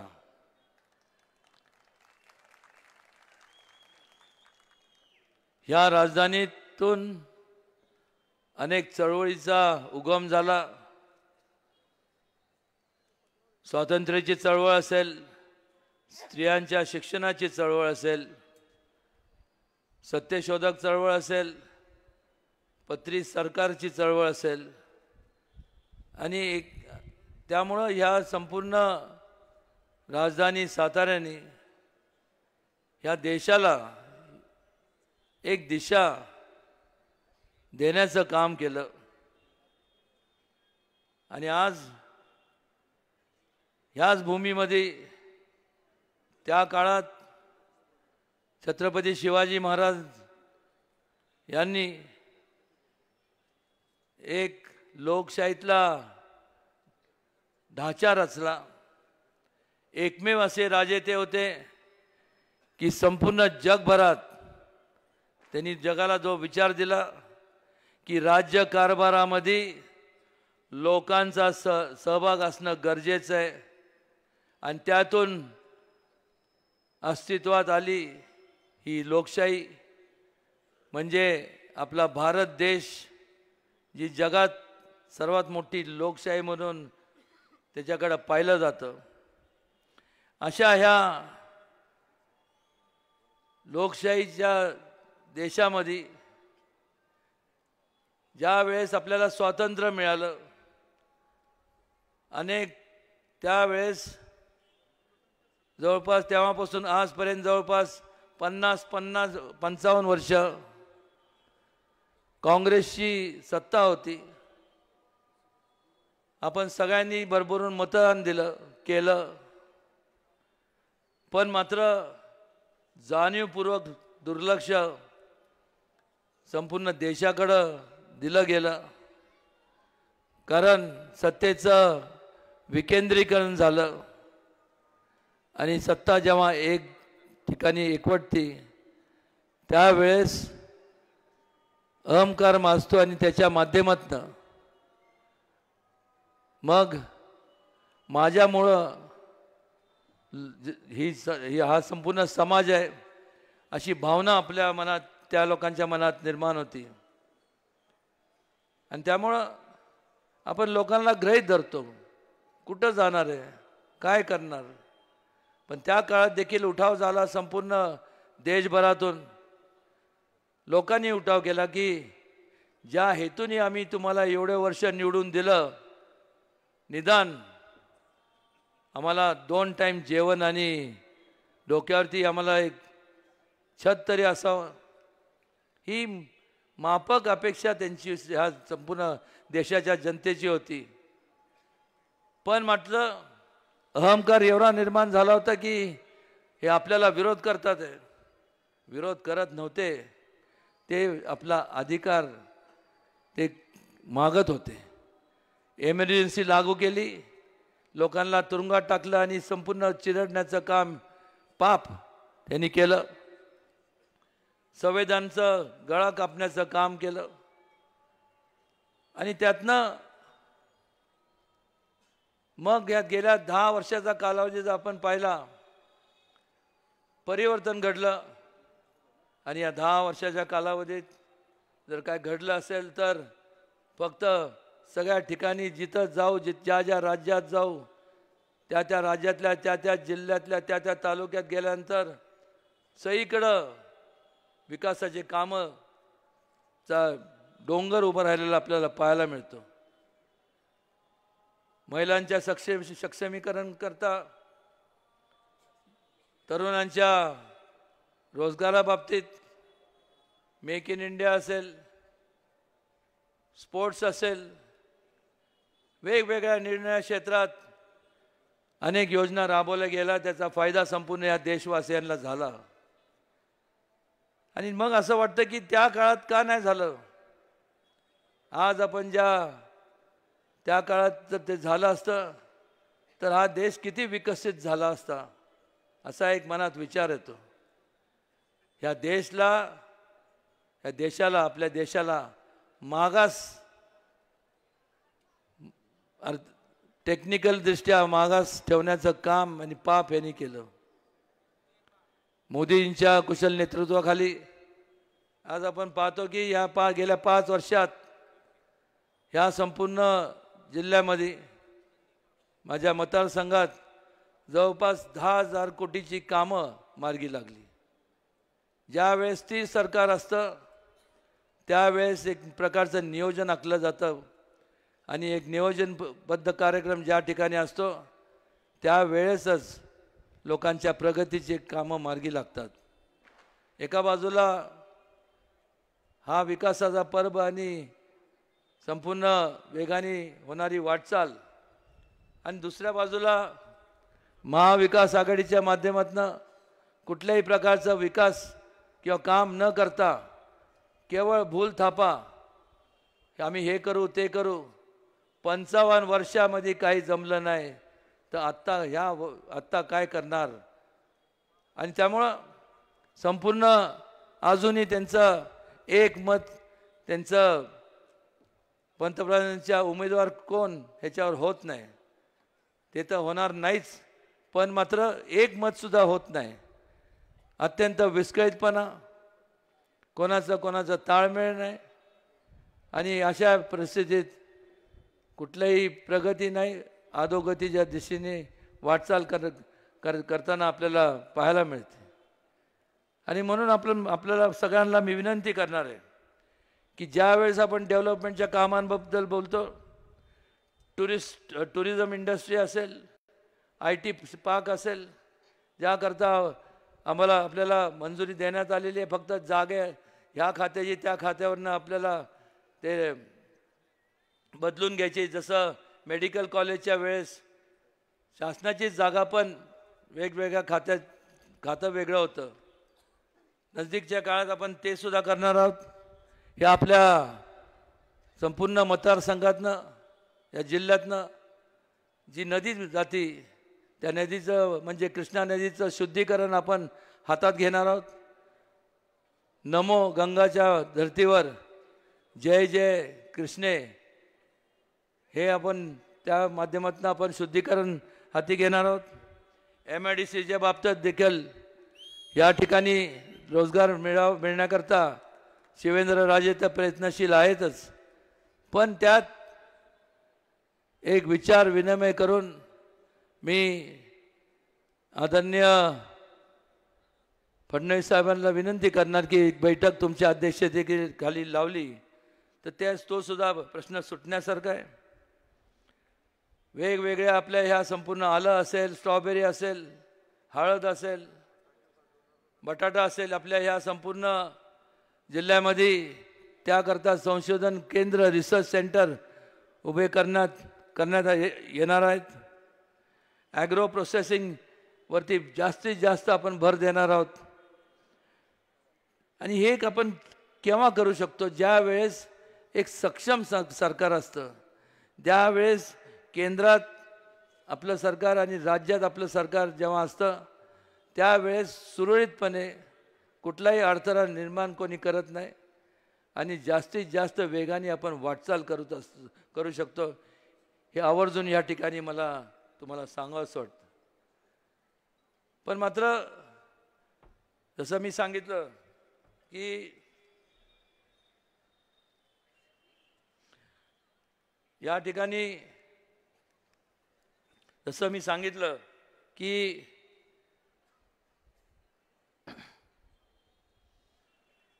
त्याला एक विजन लागतं. आज ते विजन जर आपण पाहिलं तर ते आपल्याला मोदीजींच्या रूपाने आपल्याला ते विजन मिळालंय. आणि त्यामुळं एका बाजूला मोदीजी आणि दुसऱ्या बाजूला राहुल गांधी, यांचं जवळपास विचार पण करू शकत नाही आपल्याला जर समजा मी एक प्रश्न विचारला की हा देश नेमका आपल्याला कोणाच्या हातात द्यायचा आहे, मोदीजींच्या का राहुल गांधींच्या? अनेकदा आपण पाहतो ज्यावेळेस संपूर्ण रोड शो होतात त्यावेळेस राहुल गांधी कॉलेजमध्ये जातात आणि असं करतात. स्वाभाविक आहे, तरुण आहे, लोक घात करणार, पण पुढं काय? तुम्ही तरुणांना काय उपदेश करणार आहात? त्यामुळं ज्यांनी एवढ्या वर्ष ज्या काँग्रेसने तरुणांचा विचार केला नाही, फक्त एक घराणेशाहीचा विचार झाला त्या काँग्रेसमध्ये. आज ठिकठिकाणी आपण भारतीय जनता पक्षाचा ज्या बाबतीत आणि महायुतीच्या बाबतीत जर विचार केला तर संपूर्ण प्रत्येकजण जो होतकरू आहे, ज्याचं कष्टाळू आहे, ज्याच्यामध्ये धमक आहे, त्या प्रत्येकाला तिथं वाव मिळतो. मला सांगा ना, आज देवेंद्रजी किंवा गिरीश महाजनजी जे आहेत किंवा बाकी सगळे आमदार आहेत, हे कुठल्या मोठ्या घराण्यात जन्माला आले नाही, पण मात्र स्वतःच्या कर्तबगारीचा त्यांना त्या पक्षाने दाद दिला. हो, खरं आहे, मी आणि शिवेंद्रराजे आम्ही मागच्या जन्मी काहीतरी पुण्य काम केलं असावं म्हणून एवढ्या मोठ्या घराण्यात आमचा जन्म झाला. पण आम्ही घराण्याचं नाव घेऊन कधी मतं मागितले नाही आणि मागणारे नाही. आम्ही लोकशाही मान्य केली आहे, कारण की आमच्या म्हणजे छत्रपती शिवाजी महाराजांनी लोकशाहीचा ढाचा रचला होता. आणि आम्ही ज्यावेळेस लोकांसमोर जातो त्यावेळेस एकच सांगतो की जेव्हा तुम्ही आम्हाला निवडून दिलं तेव्हापासून आजपर्यंत ही आम्ही कामं मार्गी लावली. हे करत असताना बोलत असताना अनुदाने मगाशी मला माफ करा, पण जे ह्या संपूर्ण जिल्ह्याचे त्यांच्याकडे पालक होत आहे त्यांनी आमच्यासारख्या लोकांना सांभाळून घ्यावं, कारण त्यांच्या नावाचा अनुदानाने उल्लेख राहून गेला. मला वाटतं त्याला सुद्धा एक कारण असावं, कारण की सगळ्यांचे नावं घेत असताना आणि शंभूराजांचं वेगळ्या पद्धतीने नाव घेतलं तर ते जास्त हायलाईट होतं असं वाटतंय मला. पण मात्र ह्या ठिकाणी जेवढे मान्यवर उपस्थित आहेत, महिला आहेत, सर्व तरुण आहेत, वेगवेगळ्या पक्षाचे सगळे पदाधिकारी आहेत, आमदार आहेत, मंत्री आहेत, हे सर्व ह्या वेगवेगळ्या महायुतीतल्या जरी हे पक्षातले असले तरी एक मात्र त्यांचा विचार एक आहे. आणि ज्या वेळेस विचारांनी लोक एकत्र येतात त्यावेळेस त्यांना एकत्र ठेवण्याकरता कुठल्या ताकदीची किंवा कुठलं कष्ट घ्यावे लागत नाही, कारण की उद्दिष्ट एक असतं. पण ज्या वेळेस विकास आघाडीच्या बद्दल बोलायचं झालं तर ज्या वेळेस फक्त स्वार्थाकरता ज्यावेळेस लोक एकत्र येतात त्यांचं उद्दिष्ट वेगळंच असतं प्रत्येकाचं. त्यामुळं त्यांचा स्वार्थ जेव्हा साधला जातो त्यावेळेस आपापल्या दिशेने ते निघून जातात. अशी अवस्था महाविकास नाही तर ह्या महाभकास आघाडीची असं म्हणलं तर चुकीचं ठरणार नाही. सैनिकांच्या बाबतीत सैनिकी परंपरा ह्या जिल्ह्याला आहे आणि त्यामुळं सैनिकांच्या बाबतीत देखील त्यांच्या वेलफेअर करता अनेक स्कीम्स आपण राबवल्यात. अनेक स्मारक देखील आम्ही ह्या संपूर्ण सातारा उभं केलं आहे. त्यांच्याकरता देखील केंद्र शासनाच्या माध्यमातून जास्तीत जास्त निधी आणून त्यांचं मदत होईल किंवा त्यांचं सहकार्य होईल असं सुद्धा आमची योजना आहे. फार बोलण्यापेक्षा मी एवढंच सांगेन की मी काय तुमच्यापेक्षा वेगळा नाही आहे. जसं मी सुद्धा एक सामान्य माणूस आहे, तसं पाचही बोटं एकसारखे नसतात. कदाचित वैचारिक थॉट प्रोसेस वेगळी असेल, पण मला तुमचं जे दुःख सुख आहे हे गेले 30-32 वर्ष जेव्हापासून मी समाजकारण करत आलो आहे, कधी राजकारण केलं नाही. आणि हे करत असताना तुम्हाला सर्वांना केंद्रबिंदू मानूनच मी आजपर्यंत समाजकारण केलं. त्यात वाटेल त्या परिस्थितीत तेव्हाही बदल झाला नाही, आजही नाही आणि भविष्य काळात तर शक्यच नाही. आणि त्यामुळं फार बोलण्यापेक्षा पुन्हा आपण एवढ्या मोठ्या संख्येने या ठिकाणी उपस्थित राहिल्याबद्दल, आमच्या विनंतीला मान देऊन आला, आपला बहुमोल वेळ आपण खर्च केल्याबद्दल मी मनापासून आपल्या सगळ्यांचे आभार मानतो आणि थांबतो. जय हिंद, जय महाराष्ट्र, जय शिवराय. धन्यवाद महाराज साहेब. यानंतर एक कार्यकर्त्यांना एक विनंती आहे. यानंतर भाषणासाठी देवेंद्र भाऊ येतील. मी त्यांना भाषण करताना ते सुरुवात करण्यापूर्वी कृपया फटाकडे कोणी वाजवू नका ही सूचना. भाषण पूर्ण होईपर्यंत कोणी फटाके वाजवू नका. त्यांचा प्रत्येक शब्द मला आपल्या सातारकरांना काळजात साठवायचा आहे. यानंतर गुजराती विश्निमा समाज यांनी उदयनराजे भोसले यांना पाठिंबा दिलेला आहे. सत्य, सद्भाव आणि सामर्थ्यासाठी या गुजराती समाजाने उदयनराजेंना पाठिंबा दिला आहे. यानंतर देवेंद्र भाऊ मी तुम्हाला निमंत्रित करतो, पण एक आठवण करून देतो. छत्रपती शिवरायांचं राज्य हे बंधुत्वाचं तीर्थक्षेत्र होतं. याची प्रचिती आजही तुम्हाला येते.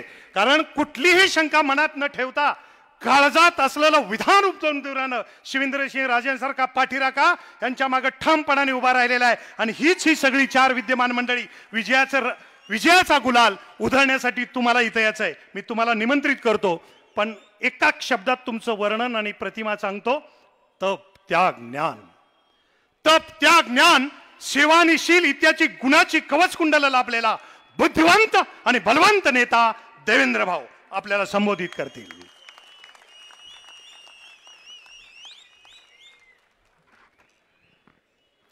भारत माता की, भारत माता की, छत्रपती शिवाजी महाराज की, धर्मवीर छत्रपती संभाजी महाराज की, जय भवानी, जय जय जय जय जय भवानी, जय जय जय जय जय शिवाजी, जय श्रीराम, जय जय श्रीराम. हिंदवी स्वराज्याचे सरसंस्थापक छत्रपती शिवरायांना मानाचा मुजरा करतो. भारतीय राज्य घटनेचे शिल्पकार भारतरत्न डॉक्टर बाबासाहेब आंबेडकर यांना मानवंदना अर्पित करतो. या ठिकाणी आजच्या या विराट सभेमध्ये मंचावर उपस्थित असलेले आपल्या सर्वांचे लाडके नेते आणि उमेदवार श्रीमंत छत्रपती उदयन महाराज भोसले, त्याचप्रमाणे या साताऱ्याचे लाडके आमदार श्रीमंत शिवेंद्रराजे भोसले, मंचावर उपस्थित असलेले शंभूराज देसाईजी, गिरीश महाजनजी, महादेव जानकरजी, महेशदादा शिंदेजी, त्याचप्रमाणे आमचे नरेंद्र अण्णासाहेब पाटीलजी, वाई मतदारसंघामध्ये ज्यांनी भारतीय जनता पक्षाची कमान अत्यंत मजबूतीनं सांभाळलेली आहे ते आमचे मदनदादा भोसलेजी, आमदार देवयानीताई फरांदे, मनोजदादा घोरपडे, धैर्यशील दादा कदम, अमर साबळेजी, विक्रांत पाटीलजी, प्रवीणकुमार सालेजी, पुरुषोत्तम जाधवजी, चंद्रकांत जाधवजी, एकनाथ ओंबळेजी, धैर्यशील पाटीलजी, अमित कदमजी, युवराज पवारजी, अशोक बापू गायकवाड, चित्रलेखाताई माने कदम, वसंतराव मानकुंबरे, ज्ञानदेव रांजळे, बापूसाहेब जाधव, सुनील काटकर, रामकृष्ण वेताळ, अविनाश कदम, राजीव भोसले, सुरभीताई भोसले, रणजित भोसले, सुवर्णाताई पाटील, सदाशिवराव बागल, माधवीताई कदम, विकास गोसावी, मंचावरील सर्व मान्यवर. कोणाचं नाव सुटलं असेल तर क्षमा मागतो, लिहिणाऱ्याची चूक आहे, माझी नाही आहे. सगळेच मान्यवर आणि उपस्थित माझ्या सर्व भगिनी आणि बंधूंनो, इतकी विराट सभा पाहिल्यानंतर माझ्या मनामध्ये कुठली शंकाच उरलेली नाही. 4 जूनला गुलाल उधळायला साताऱ्यामध्ये आता आपल्याला यावंच लागेल हे मला स्पष्टपणे दिसतंय. बंधू भगिनींनो, साताऱ्यामध्ये अजून एक सभा चालली आहे. मी बाबांना विचारलं, म्हटलं बाबा जरा विचारा ना, पहा ना तिथे किती आहे. बाबांनी माहिती घेतली, या कोपऱ्यात जेवढे लोक बसले आहेत तेवढी सभा तिकडे चालली आहे आणि मैदान भरून ही सभा इकडे चाललेली आहे. सर्वप्रथम बंधू भगिनींनो, स्वराज्याच्या क्रांतीच्या या भूमीला मी या ठिकाणी वंदन करतो. खऱ्या अर्थानं तंजाऊर पासनं पेशावर पर्यंत जे हिंदवी साम्राज्य या ठिकाणी तयार झालं, त्या साम्राज्याला ज्या भूमीने बळ दिलं ती ही सातारची भूमी आहे, छत्रपती शिवरायांची कर्मभूमी आहे. आणि आजही या जिल्ह्याने लढण्याची परंपरा सोडलेली नाही. महाराष्ट्रामध्ये ज्यावेळी देशाच्या सीमेवर लढणाऱ्या शहीद सैनिकांची यादी आम्ही पाहतो, त्यावेळी सर्वात जास्त शहीद सैनिकही याच सातारचे आम्हाला दिसतात. त्या सगळ्या शहीदांना या ठिकाणी मी नमन करतो.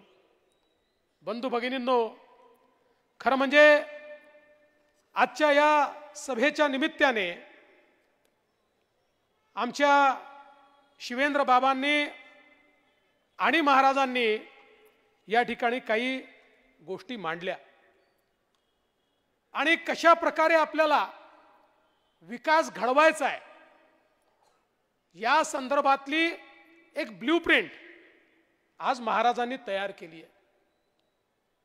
आपल्याला कल्पना आहे की शेवटी कुठल्याही व्यक्तीच्या मनामध्ये विकासाच्या कितीही संकल्पना असल्या तरी त्या संकल्पना पूर्ण करण्याकरता तेवढंच ताकदीचं नेतृत्व लागतं.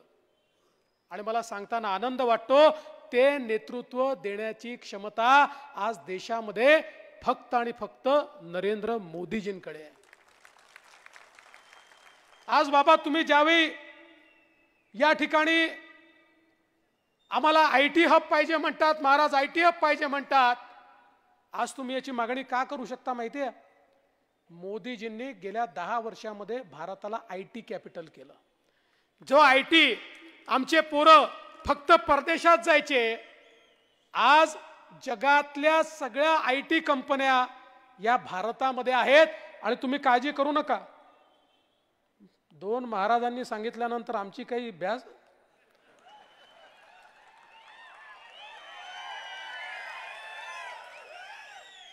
IT पार्क असेल, MIDC असेल, इथल्या कॉन्क्रीट रोडची कामं असतील बाबा, किंवा सातारकरांकरता वंदे भारत ट्रेन सुरू करण्याचा विषय असेल, या सगळ्या गोष्टींकरता मोदीजींसोबत आपला प्रतिनिधी लागेल. आमच्या सोबत तर बाबा आहेतच, महाराष्ट्राची एक किल्ली तुमच्याकडे आहेच, पण देशाची किल्ली मिळवायची असेल तर महाराजांना पाठवावं लागेल, मग देशाची किल्ली देखील आपल्याला या ठिकाणी मिळेल. आज आपण पाहतोय महाराष्ट्रामध्ये सरकार आहे बाबा, लामघरचा असेल, बोंडरवाडीचा विषय असेल, तुम्ही लावून धरला, आपण तो केला, त्याच्यामध्ये काही चिंतेचं कारण नाही आहे. आज या ठिकाणी आपला प्रतिनिधी नसताना देखील महाराज 10,000 कोटी रुपयाची कामं तुम्ही या ठिकाणी आणली. जर तुम्ही खासदार म्हणून गेलात तर किती शून्य लावायचे? बंधू भगिनींनो, मला या निमित्ताने एवढंच सांगायचं आहे, ही निवडणूक जानकर साहेब म्हणाले तशी साधी निवडणूक नाही आहे. ही देशाची निवडणूक आहे. देशाचा नेता आपल्याला निवडायचा आहे. या देशामध्ये सामान्य माणसाच्या आशा, आकांक्षा आणि अपेक्षा कोण पूर्ण करू शकतो, तो नेता आपल्याला निवडायचा आहे. या देशाला सशक्त भारत कोण तयार करू शकतो, हे आपल्याला निवडायचं आहे. या देशाला कोण सुरक्षित ठेवू शकतो, हे आपल्याला निवडायचं आहे. आणि आज ज्यावेळी मतदानाकरता आपण जातो त्यावेळी 2 ध्रुव आपल्याला पाहायला मिळतात. देश वाटला गेलाय, वेगवेगळे पक्ष असतील, पण 2 ध्रुव तयार झाले आहेत. एक ध्रुव म्हणजे विश्वगौरव असलेले, विकास पुरुष असलेले आपले नेते माननीय नरेंद्र मोदीजी आहेत. आणि मोदीजींच्या सोबत एकनाथराव शिंदेजींची शिवसेना आहे, अजितदादांची राष्ट्रवादी आहे, आमच्या जानकरांची रासप आहे, त्या ठिकाणी मनसे आहे, त्या ठिकाणी रिपाई आहे, त्या ठिकाणी पिरिपा आहे, त्या ठिकाणी जनसुराज्य आहे, त्या ठिकाणी वेगवेगळ्या 18 पक्ष आपले हे एकत्रित आहेत. आपली एक महायुती या ठिकाणी आहे. दुसरीकडे काय आहे? दुसरीकडे राहुल गांधी आहेत. 2 ध्रुव आहेत, एकीकडे मोदीजी आहेत, एकीकडे राहुल गांधी. दुसरा चॉईसच नाही आहे. पवार साहेब काही प्रधानमंत्री होणार नाहीत. उद्धव ठाकरेंचा प्रश्नच उठत नाही. त्यामुळे महाराजांना मत दिलं की मोदीजींना मी इथं, इतर कोणाला मत दिलं तर राहुल गांधींना मी इथं. ज्यांना मोदीजींना मत द्यायचं आहे त्यांच्याकरता महाराज आहे, ज्यांना राहुल गांधींना मत द्यायचं आहे त्यांच्याकरता इतर कोणी आहे. I also love you. पण बंधू भगिनींनो, आज आपण बघा, आपली विकासाची गाडी आहे. या गाडीचं मजबूत इंजिन मोदीजी आहेत. आणि या वेगवेगळ्या पक्षाच्या बोग्या डब्बे या आपल्या विकासाच्या इंजिनला लागले आहेत. आणि ही विकासाची गाडी कशी आहे? दीन दलित, गोर गरीब, आदिवासी, शेतकरी, शेतमजूर, महिला, अल्पसंख्याक, ओबीसी, भटके, विमुक्त, शेतकरी सगळ्यांना सोबत घेऊन सबका साथ सबका विकास म्हणत मोदीजीची गाडी पुढे जाते. मजबूत इंजिन घेऊन पुढे जाते. दुसरीकडे अवस्था काय आहे? राहुल गांधींच्या गाडीला फक्त इंजिनच आहे, डब्बेच नाही आहे. राहुल गांधी म्हणतात मी इंजिन आहे, पवार साहेब म्हणतात मी इंजिन आहे, उद्धव ठाकरे म्हणतात मी इंजिन आहे, ममता बॅनर्जी म्हणते मी इंजिन आहे, लालूजीचा पोरगा म्हणतो मी इंजिन आहे, मुलायम सिंगाचा पोरगा म्हणतो मी इंजिन आहे, स्टॅलिन म्हणतो मी इंजिन आहे. तिथे प्रत्येक जण इंजिन आहे, तिथे डब्बाच नाही आहे. आणि इंजिन मध्ये सामान्य माणसाला बसायला जागा नसते. इंजिन मध्ये केवळ ड्रायव्हर त्या ठिकाणी बसतो. बंधू भगिनींनो, राहुल गांधींच्या इंजिन मध्ये फक्त सोनियाजी आणि प्रियंकाजींकरता जागा आहे. पवार साहेबांच्या इंजिन मध्ये तुमच्याकरता जागा नाही आहे, फक्त सुप्रियाताईंकरता जागा आहे. आणि उद्धवजींच्या इंजिन मध्ये फक्त आदित्य ठाकरेंकरता जागा आहे, बाकी कोणाही करता जागा नाही आहे. आणि म्हणून ज्या क्षणी महाराजांच्या कमळाची बटन दाबाल त्या क्षणी महाराज साताऱ्याची बोगी थेट मोदीजींच्या इंजिनला लावतील आणि मग साताऱ्याला मागे वळून पाहण्याची आवश्यकता पडणार नाही. आपण पाहू शकतो 2014 साली मोदीजींनी महाराष्ट्रामध्ये आणि देशामध्ये आपल्या महायुतीचं राज्य आल्यानंतर ज्या प्रकारचं परिवर्तन या ठिकाणी केलं, आज जगातले लोक विचार करतायत. जगातले लोक हे मोदी मॉडेल काय आहे? जगात चर्चा चाललेली आहे की 10 वर्षामध्ये 25 कोटी लोकांना गरिबी रेषेच्या वर आणणारं मोदी मॉडेल काय आहे? अर्थशास्त्र सगळे तज्ञ चर्चा करतायत. 25 कोटी लोक गरिबीच्या वर आले. 20 कोटी लोक जे झोपडीत राहायचे, कच्च्या घरांमध्ये राहायचे, ते 20 कोटी लोक आज पक्क्या घरांमध्ये राहायला गेले. ज्या 50 कोटी लोकांच्या घरी माय माऊलीला चुलीवर स्वयंपाक करावा लागायचा, त्यांच्या घरी गॅस आला. ज्या 55 कोटी लोकांकडे शौचालय नव्हतं, बाहेर जावं लागायचं, त्यांच्या घरी शौचालय आलं. ज्या 60 कोटी लोकांकडे पिण्याच्या पाण्याचा नळ नव्हता, माझी माय माऊली डोक्यावर हंडा घेऊन त्या ठिकाणी नळावर जायची, नदीवर जायची, विहिरीवर जायची. त्या 60 कोटी लोकांकडे 10 वर्षामध्ये शुद्ध पिण्याचं पाणी नळाच्या माध्यमातून पोचलं. 80 कोटी लोक असे आहेत देशामध्ये की ज्यांच्या घरी आज मोदीजी मोफत रेशन देत आहेत आणि 2029 सालापर्यंत हे मोफत रेशन त्यांच्या घरी पोहोचणार आहेत. आणि त्यात 7 कोटी लोक आपल्या महाराष्ट्रातले देखील आहेत. जवळजवळ 60 कोटीपेक्षा जास्त आमचे तरुण असे आहेत की ज्यांना मोदीजींच्या माध्यमातून मुद्राचं लोन मिळालं. बंधू भगिनींनो, 10 लाखाचं लोन, कुठलंही तारण नाही, कुठलीही गॅरंटी नाही. पूर्वी बँकेत गेलं, मॅनेजर म्हणायचा घर किंवा जमीन तारण ठेवायला आहे का? नसेल तर कोणी सरकारी अधिकारी तुझा नातेवाईक आहे का, त्याची गॅरंटी आण, तर तुला या ठिकाणी लोन मिळेल. पण मला सांगताना आनंद वाटतो, 60 कोटीपेक्षा जास्त लोकांना मोदीजींनी त्यांची गॅरंटी घेतली आणि 10 लाखापर्यंतचं लोन मिळालं. आणि त्यापैकी 31 कोटी महिला आहेत की ज्यांना हे लोन त्या ठिकाणी मिळालेलं आहे. आणि आता तर मोदीजींनी सांगितलं 10 लाख नाही, आता 20 लाखापर्यंतचं लोन, कुठली गॅरंटी नाही, कुठलंही तारण नाही, हे आमच्या तरुणाईला या ठिकाणी मोदीजींच्या माध्यमातून मिळणार आहे. आणि एवढंच नाही तर जवळपास 80 लाख बचत गट तयार करून त्यांना 8 लाख कोटी रुपये मोदीजींनी दिले. आणि त्यातनं 10 कोटी महिलांना आपल्या पायावर मोदीजींनी उभं केलं. त्यापैकी 1 कोटी महिला या लखपती दिदी झाल्या. आता 3 कोटी महिला लखपती होणार आहे. आणि मोदीजींचं लक्ष आहे या 10 कोटी महिलांना त्या ठिकाणी लखपती करण्याचं. मोदीजी म्हणतात की ज्यावेळी एक पुरुष पायावर उभा राहतो त्यावेळी केवळ पुरुष पायावर उभा राहतो, पण महिला पायावर उभी राहते तर पूर्ण परिवार पायावर उभा राहतो. आणि म्हणून महिलांना अधिकारिता देण्याचं काम मोदीजी करतायत. आणि आज आमच्या मंचावर फार कमी महिला दिसत आहेत. पुढच्या वेळेस 50% मंच महिलांकरता राखीव ठेवावा लागणार आहे, कारण 2026 नंतर मोदीजींनी ठरवलं आहे 33% महिला विधानसभेत आमदार आणि 33% महिला लोकसभेत खासदार बनणार आहेत. कारण जोपर्यंत आमच्या माता भगिनी या मुख्य धारेमध्ये येत नाही तोपर्यंत विकसित भारताचं स्वप्न हे या ठिकाणी पूर्ण होत नाही. आज बघा बंधू भगिनींनो, मोदीजींनी ज्यांचा कोणी विचार केला नाही, इतके वर्ष आमच्या गावगाड्याला चालवणारे, आमचं आर्थिक सगळं चक्र चालवणारे आमचे 12 बलुतेदार आणि पारंपरिक व्यावसायिक यांचा विचार कधी झाला नाही. पहिल्यांदा मोदीजींनी विश्वकर्मा नावाची योजना आणली आणि गावगाड्याचं काम करणारे आमचे 12 बलुतेदार आणि आमचे पारंपरिक व्यावसायिक यांच्याकरता 14,000 कोटी रुपये मोदीजींनी दिले.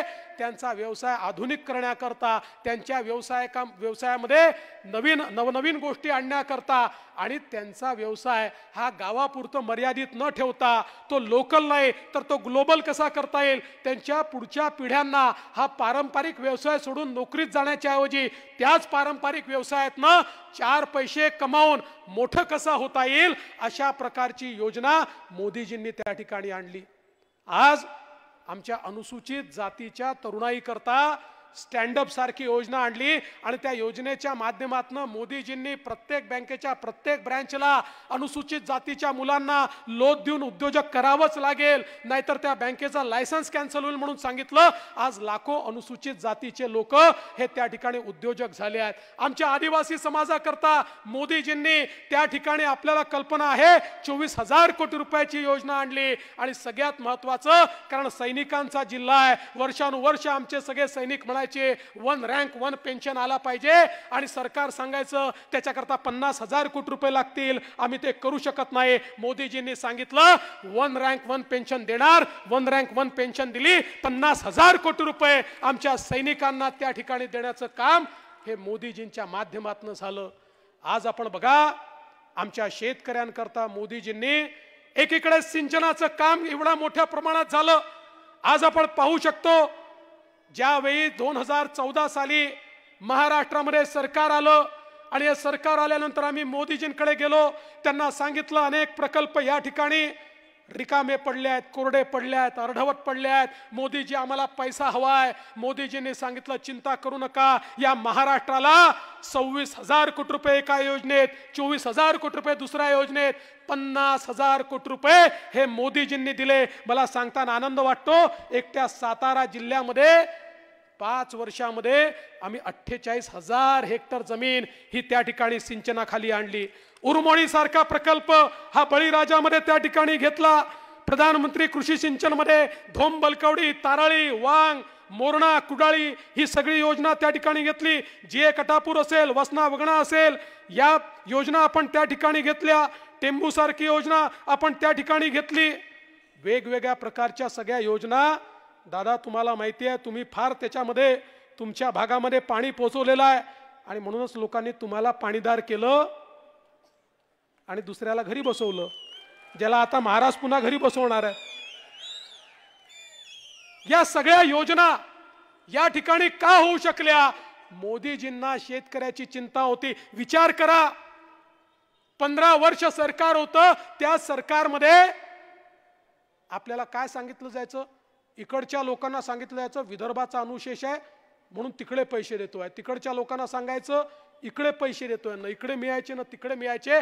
आम्ही सांगितलं विदर्भातही काम करून दाखव आणि पश्चिम महाराष्ट्रातही काम करून दाखव. सातारा, सांगली आणि सोलापूरच्या दुष्काळी भागामध्ये आज पाणी पोचत आहे, कारण या ठिकाणी मोदीजी होते, मोदीजींचा आशीर्वाद आपल्या पाठीशी होता. आज बंधू भगिनींनो, आमच्या ऊसाच्या शेतकऱ्यांकरता ज्यावेळी मोदीजी प्रधानमंत्री झाले, जाणते राजे म्हणाले होते अरे मोदींना ऊसातलं काय कळतं, यांना साखर कारखानदारीतलं काय कळतं.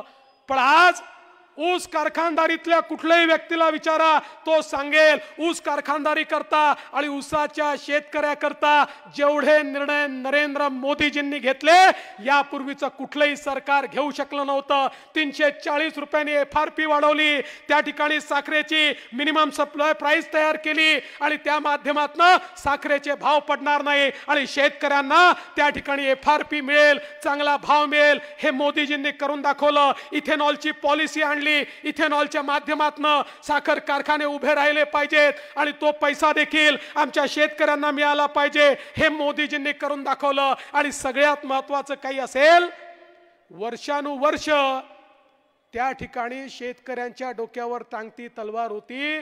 ऊसाची FRP दिल्यानंतर कायद्याने जास्तीची FRP दिली म्हणून इन्कम टॅक्स लागला होता. इन्कम टॅक्स महाराष्ट्रामध्ये 10,000 कोटी रुपयाचा इन्कम टॅक्स होता. सातत्याने नोटिसा यायच्या, कारखान्यांना यायच्या, तुम्ही शेतकऱ्याकडनं पैसा वसूल करा आणि आम्हाला इन्कम टॅक्स भरा. मला आठवतं त्या ठिकाणी मनमोहन सिंगजी प्रधानमंत्री होते, किमान 5 वेळा शरद पवार साहेब डेलिगेशन घेऊन गेले आणि सगळ्यांना सांगितलं आता आपण जाऊ आणि हा इन्कम टॅक्स रद्द करून आणू. 5 वेळा लोक गेले, प्रत्येक वेळी आश्वासन मिळालं. ते जायचे, अर्थमंत्र्याला भेटायचे, प्रधानमंत्र्याला भेटायचे, फुटकी कवडी देखील त्यातनं रद्द झाली नाही. उलट शेवटी कारखानदार हायकोर्टात गेले, हारले, सुप्रीम कोर्टात गेले, हारले. शेतकऱ्याकडनं इन्कम टॅक्स वसूल करण्याची वेळ आली होती, नाही तर कारखाने बंद पडले असते. आम्ही मोदीजींकडे गेलो, मोदीजींना परिस्थिती सांगितली. एका झटक्यात मोदीजींनी सांगितलं की आपल्याला हे करावं लागेल. अधिकाऱ्यांना बोलवलं, अमित भाई शाह सहकारिता मंत्र्यांना बोलवलं, त्या ठिकाणी सगळे अधिकारी आले. अधिकाऱ्यांनी सांगितलं साहेब असं आजपर्यंत झालं नाही, मागच्या तारखेचा 10-20 वर्षाचा इन्कम टॅक्स आहे, तो आज आपल्याला रद्द करता येत नाही, हे कायद्यात बसत नाही. त्यावेळी मोदीजींनी सांगितलं अरे कायदा शेतकऱ्यांकरता मोडावा लागला तरी मोडू, नवीन कायदा त्या ठिकाणी तयार करू. आणि बंधू भगिनींनो, मोदीजींनी 10,000 कोटी रुपयाचा आमच्या शेतकऱ्यांवर इन्कम टॅक्स रद्द करून टाकला आणि शेतकऱ्यांना दिलासा दिला. आज माझा सवाल आहे, त्यांना विचारा जे विचारत होते, मोदीजींना उसातलं काय समजतं? जे मोदीजींना समजलं ते तुम्हाला वर्षानुवर्ष समजलं नाही. मोदीजींना सामान्य शेतकऱ्याची नाडी समजली, त्याचं स्पंदन समजलं, त्याचं रुदन समजलं, त्याचं हृदय समजलं आणि म्हणून मोदीजी या ठिकाणी अशा प्रकारचा निर्णय घेऊ शकले. आणि म्हणून बंधू भगिनींनो, ही साधी निवडणूक नाही आहे, देशाची निवडणूक आहे. आज देशामध्ये एक मजबूत नेतृत्व हवंय. आज आपलं नेतृत्व वैश्विक नेतृत्व आहे. मी तुम्हाला विनंती करतो, तुम्ही आठवा तो काळ, ज्या काळामध्ये कोविड होता, नातेवाईकांना भेटण्याची चोरी होती. अरे किड्या मुंग्यासारखे लोक मरत होते, आपल्यातले आपतेष्ट जात होते, कोणी कोणाच्या मौत मिट्टीला देखील जायला तयार नव्हतं. इतकी भीती, इतकं भय, प्रत्येक बापाला वाटायचं माझ्या पोराचं काय होईल, आईला वाटायचं माझ्या पोरीचं काय होईल, आमच्या परिवाराचं काय होईल असं वाटत होतं. जगाच्या पाठीवर एक मोठं संकट होतं. 140 कोटीचा देश. लोक म्हणायचे, जगातले एक्सपर्ट म्हणायचे की भारतामध्ये 40-50 कोटी लोक तरी मरतील, त्यांना कोणीच वाचवू शकत नाही. जगाच्या पाठीवर 4 देशांनी कोविडची लस तयार केली होती आणि ते देश वाट पाहत होते कधी भिकाऱ्यासारखा भारत आमच्या पुढे हात पसरतो की आम्हाला लस द्या, मग आपण त्याच्याकडनं प्रॉफिट कमवू, थोड्याशा लसी त्याला देऊ आणि भारताला त्या ठिकाणी अडचणीत आणू, असं अनेक देश विचार करत होते. पण त्या देशांना माहिती नव्हतं या देशामध्ये नरेंद्र मोदी नावाचा प्रधानमंत्री आहे, ज्याला आपल्या लोकांना कसं वाचवायचं माहिती आहे. मोदीजींनी शास्त्रज्ञ जमा केले, त्यांना सांगितलं काय मटेरियल पाहिजे सांगा, तुम्हाला काय पैसा पाहिजे तो सांगा, तुम्हाला काय व्यवस्था पाहिजे त्या सांगा. आणि सातत्याने त्यांच्या पाठीशी उभं राहून जगातला 5वा देश हा भारत झाला, ज्याने आपल्या देशात लस तयार केली. 140 कोटी लोकांना 2 वेळा लस त्या ठिकाणी टोचण्याचं काम हे मोदीजींच्या नेतृत्वात झालं. 1 पैसा कोणाला द्यावा लागला नाही. भारतामध्ये आज आपण वाचलो, त्या लसीमुळे वाचलो. बंधू भगिनींनो, ती लस नसती तर भारताची काय अवस्था झाली असती. पण केवळ भारतापुरतं मर्यादित नाहीये. मला आपल्याला सांगितलं पाहिजे. मी मॉरिशसला गेलो होतो. मॉरिशसच्या मराठी मंडळींनी छत्रपती शिवरायांच्या पुतळ्याचं उद्घाटन ठेवलं होतं. त्या ठिकाणी उद्घाटन केलं. मॉरिशसच्या राष्ट्रपतींना भेटायला गेलो. आफ्रिकन ओरिजिनचे ते राष्ट्रपती होते. त्यांना भेटलो. ते म्हणाले, फडणवीसजी तुम्ही माझे धन्यवाद हे मोदी साहेबांना सांगा. म्हटलं कशा करता तुमचे धन्यवाद? म्हणाले कोविडमध्ये माझा मॉरिशस जिवंत राहिला कारण मोदीजींनी मला लस दिली. त्यांनी लस दिली नसती तर माझा मॉरिशस जिवंत राहिला नसता. बंधू भगिनींनो, असे सांगणारे 100 देश आज जगामध्ये आहे की जे सांगतात आमचा देश मोदींमुळे वाचला. हे 100 देश आज भक्कमपणे आपल्या पाठीशी उभे आहेत, भारताच्या पाठीशी उभे आहेत. हे वैश्विक नेतृत्व आहे.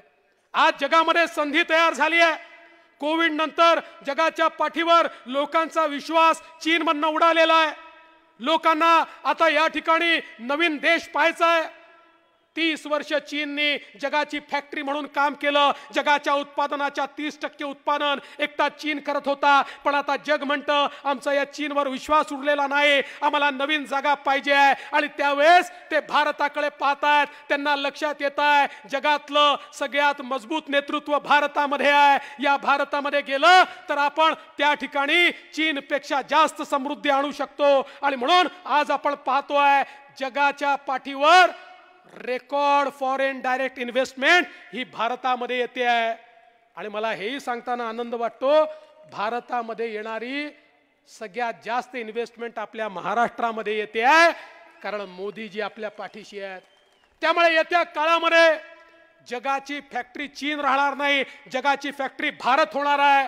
भारतामध्ये उत्पादनाची क्षमता वाढते आहे. अरे 2014 साली ज्या भारतामध्ये 99% मोबाईल फोन आम्ही इम्पोर्ट करायचो, आज तो भारत 100% मोबाईल फोन हे भारतात बनवतोय आणि जगाला एक्सपोर्ट करतोय. ही भारताने आता एक्सपोर्टची मजल या ठिकाणी गाठलेली आहे. ज्या भारतामध्ये सर्व दारुगोळा, शस्त्रास्त्र, तोफा, जेट, फायटर जेट, पणडुब्या सगळं बाहेरून आयात करावं लागायचं, 10 वर्षात त्या सगळ्या गोष्टी भारतात बनतायत. फायटर जेटही भारत बनवतोय, फायटर हेलिकॉप्टरही भारत बनवतोय, पाणबुडी देखील भारत बनवतोय, तोफाही भारत बनवतोय. अरे एवढंच काय, आता या भारताने अग्नि मिसाईल तयार केलं. 7000 किलोमीटर दूर कुठेही शत्रूचं ठाणं असेल, भारतातनं अग्नि मिसाईल दागलं की थेट ते ठाणं त्या ठिकाणी नेस्तनाभूत करू शकतं. अशा प्रकारचं अग्नि मिसाईल जे केवळ त्या ठिकाणी अमेरिका, रशिया आणि चीनकडे आहे, आता ते अग्नि मिसाईल भारताकडे देखील आहे. हे भारताने केलेली प्रगती आहे. हा आत्मनिर्भर भारत आहे. हा भारत या ठिकाणी आत्मविश्वासाने उभा असलेला भारत आहे. आणि म्हणून बंधू भगिनींनो, भारताकडे वाकडी नजर करून पाहण्याची कोणाची हिंमत नाही आहे. अरे तुम्ही आठवा तो काळ, ज्या काळामध्ये या भारतामध्ये, मुंबईमध्ये, पुण्यामध्ये बॉम्बस्फोट व्हायचे. काय करायचं आमचं सरकार? बॉम्बस्फोट झाला की आपलं सरकार त्या ठिकाणी पाकिस्तानचा निषेध करायचं, तो पुन्हा बॉम्बस्फोट करायचा, मग तीव्र निषेध करायचे, मग तो पुन्हा बॉम्बस्फोट करायचा, मग अतितीव्र निषेध करायचे, मग तो पुन्हा बॉम्बस्फोट करायचा. हे अमेरिकेत जायचे, अमेरिकेच्या राष्ट्रपतीला म्हणायचे बघा बघा तो पाकिस्तान आमच्याकडे येतो, बॉम्बस्फोट करतो, तुम्ही त्याला समजवा. बंधू भगिनींनो, मोदीजी देशाचे पंतप्रधान झाले, आपल्या देशामध्ये बॉम्बस्फोट केला, मोदीजींनी सोडलं नाही, अमेरिकेकडे गेले नाही, थेट पाकिस्तानमध्ये घुसून सर्जिकल स्ट्राईक केला, एअर स्ट्राईक केला आणि आतंकवाद्यांना मारलं. माझा तुम्हाला सवाल आहे, सांगा 2019 नंतर पाकिस्तानच्या बापाची तरी हिंमत झाली का भारतामध्ये बॉम्बस्फोट करण्याची? एकही बॉम्बस्फोट या भारतात कोणी करू शकलं नाही. आता पाकिस्तान असो, चीन असो, कोणी वाकडी नजर करून आपल्याकडे पाहू शकत नाही. बंधू भगिनींनो, माननीय मोदीजींनी काय सांगितलं? मोदीजींनी सांगितलं पिछले 10 साल ये तो ट्रेलर था, असली पिक्चर अगले 5 साल में हमको देखना है. मोदीजींनी सांगितलं. काय म्हणाले मोदीजी? मोदीजी म्हणाले हो मला 3ऱ्यांदा प्रधानमंत्री व्हायचं आहे, पण 3ऱ्यांदा प्रधानमंत्री होत असताना माझी प्रेरणा ही या ठिकाणी छत्रपती शिवाजी महाराज आहेत. कारण मोदीजी म्हणाले छत्रपती शिवाजी महाराजांनी राज्याभिषेक केला, तो सगळ्या जगाला दाखवण्याकरता हिंदवी स्वराज्य स्थापन झालाय, रयतेचं राज्य स्थापन झालाय. पण एकही दिवस ते सिंहासनावर बसले नाही. दुसऱ्या दिवशी घोड्यावर मान ठोकली आणि पुन्हा लढायला निघाले, स्वराज्याच्या विस्ताराकरता निघाले. तशाच प्रकारे छत्रपती शिवाजी महाराजांचा आशीर्वाद घेऊन या ठिकाणी मला तिसऱ्यांदा बसायचं आहे, या भारताला एक समृद्ध भारत तयार करण्याकरता. आणि बंधू भगिनींनो, या ठिकाणी समृद्ध भारत तयार करण्याकरता ज्यावेळी मोदीजी तिसऱ्यांदा शपथ घेण्याकरता त्या ठिकाणी असतील, त्यावेळी साताऱ्याची शान असलेले बंधू भगिनींनो, या साताऱ्याचा अभिमान असलेले छत्रपती उदयन महाराज हे देखील त्यांच्या सोबत तिथे दिसले पाहिजे. आमच्या पवार साहेबांचा दुटप्पीपणा बघा. कोल्हापूरला जातात आणि त्या ठिकाणी सांगतात शाहू महाराजांच्या विरुद्ध तुम्ही उमेदवार उभा केला, किती चुकीचं आहे, त्यांना तुम्ही त्या ठिकाणी निर्विरोध द्यायला पाहिजे होतं. मग हे महाराज नाहीत का? हे तुम्हाला का नाही आठवलं? जर तुम्हाला तिथे आठवतं तर इथे तुम्ही म्हणायला पाहिजे होतं, ठीक आहे, या ठिकाणी या गादीचा मान आहे, छत्रपती उदयन महाराज उभे आहेत, मी उमेदवार उभा करणार नाही. पण तुम्ही उमेदवार उभा केला आणि तोही असा उमेदवार उभा केला ज्यांनी शौचालयातही पैसे खाल्ले. अरे महाराजांच्या विरुद्ध उमेदवार उभा करायचा तर तोडीचा उमेदवार उभा केला पाहिजे होता.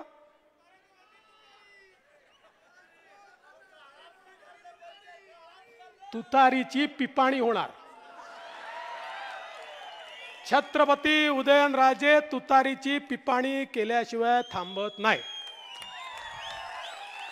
आणि म्हणून सातारकरांनो, तुमच्या भरोशावर आता ही निवडणूक आम्ही सोडली आहे. बाबाही आहेत आणि महाराजही आहेत. नाही ठरलं आहेच, पण आम्हाला रेकॉर्ड हवाय. या ठिकाणी ही दोन नेते मंडळी असताना सातारकरांनी असा रेकॉर्ड तयार केला पाहिजे की उभ्या देशाला समजलं पाहिजे छत्रपती शिवरायांच्या भूमीचा हुंकार हा देशाचा हुंकार झाला पाहिजे. याकरता आपण सगळ्यांनी महाराजांना दिल्लीला पाठवा एवढीच विनंती करतो आणि माझं बोलणं संपवतो. जय हिंद, जय महाराष्ट्र, जय शिवराय. धन्यवाद साहेब. राजकारणातील स्थितप्रज्ञ व्यक्तिमत्व म्हणून संपूर्ण महाराष्ट्र आपला वेगळा आदर करतो.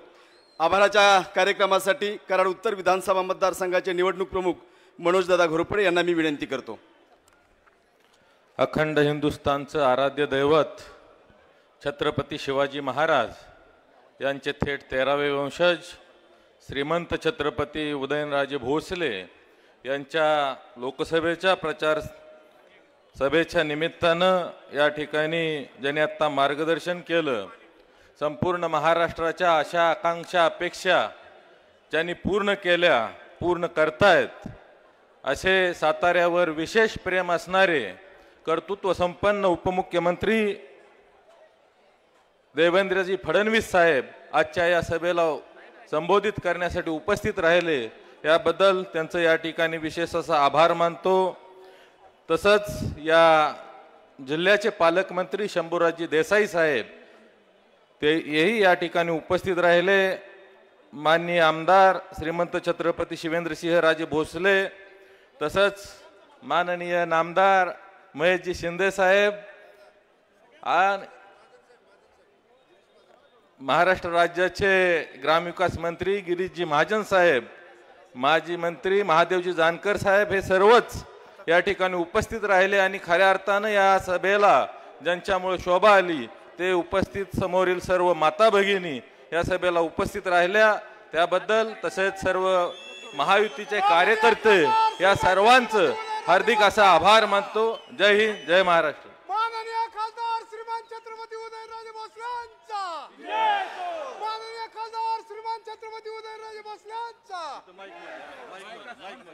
माननीय खासदार श्रीमंत छत्रपती उदयनराजे भोसलेंचा. एक नेता एक आवाज.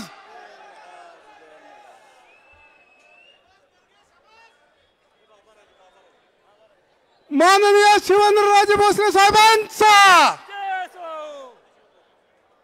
छत्रपती शिवेंद्रराजे भोसलेंचा, माननीय मनोजदादा घोरपडे यांचा, भारतीय जनता पार्टीचा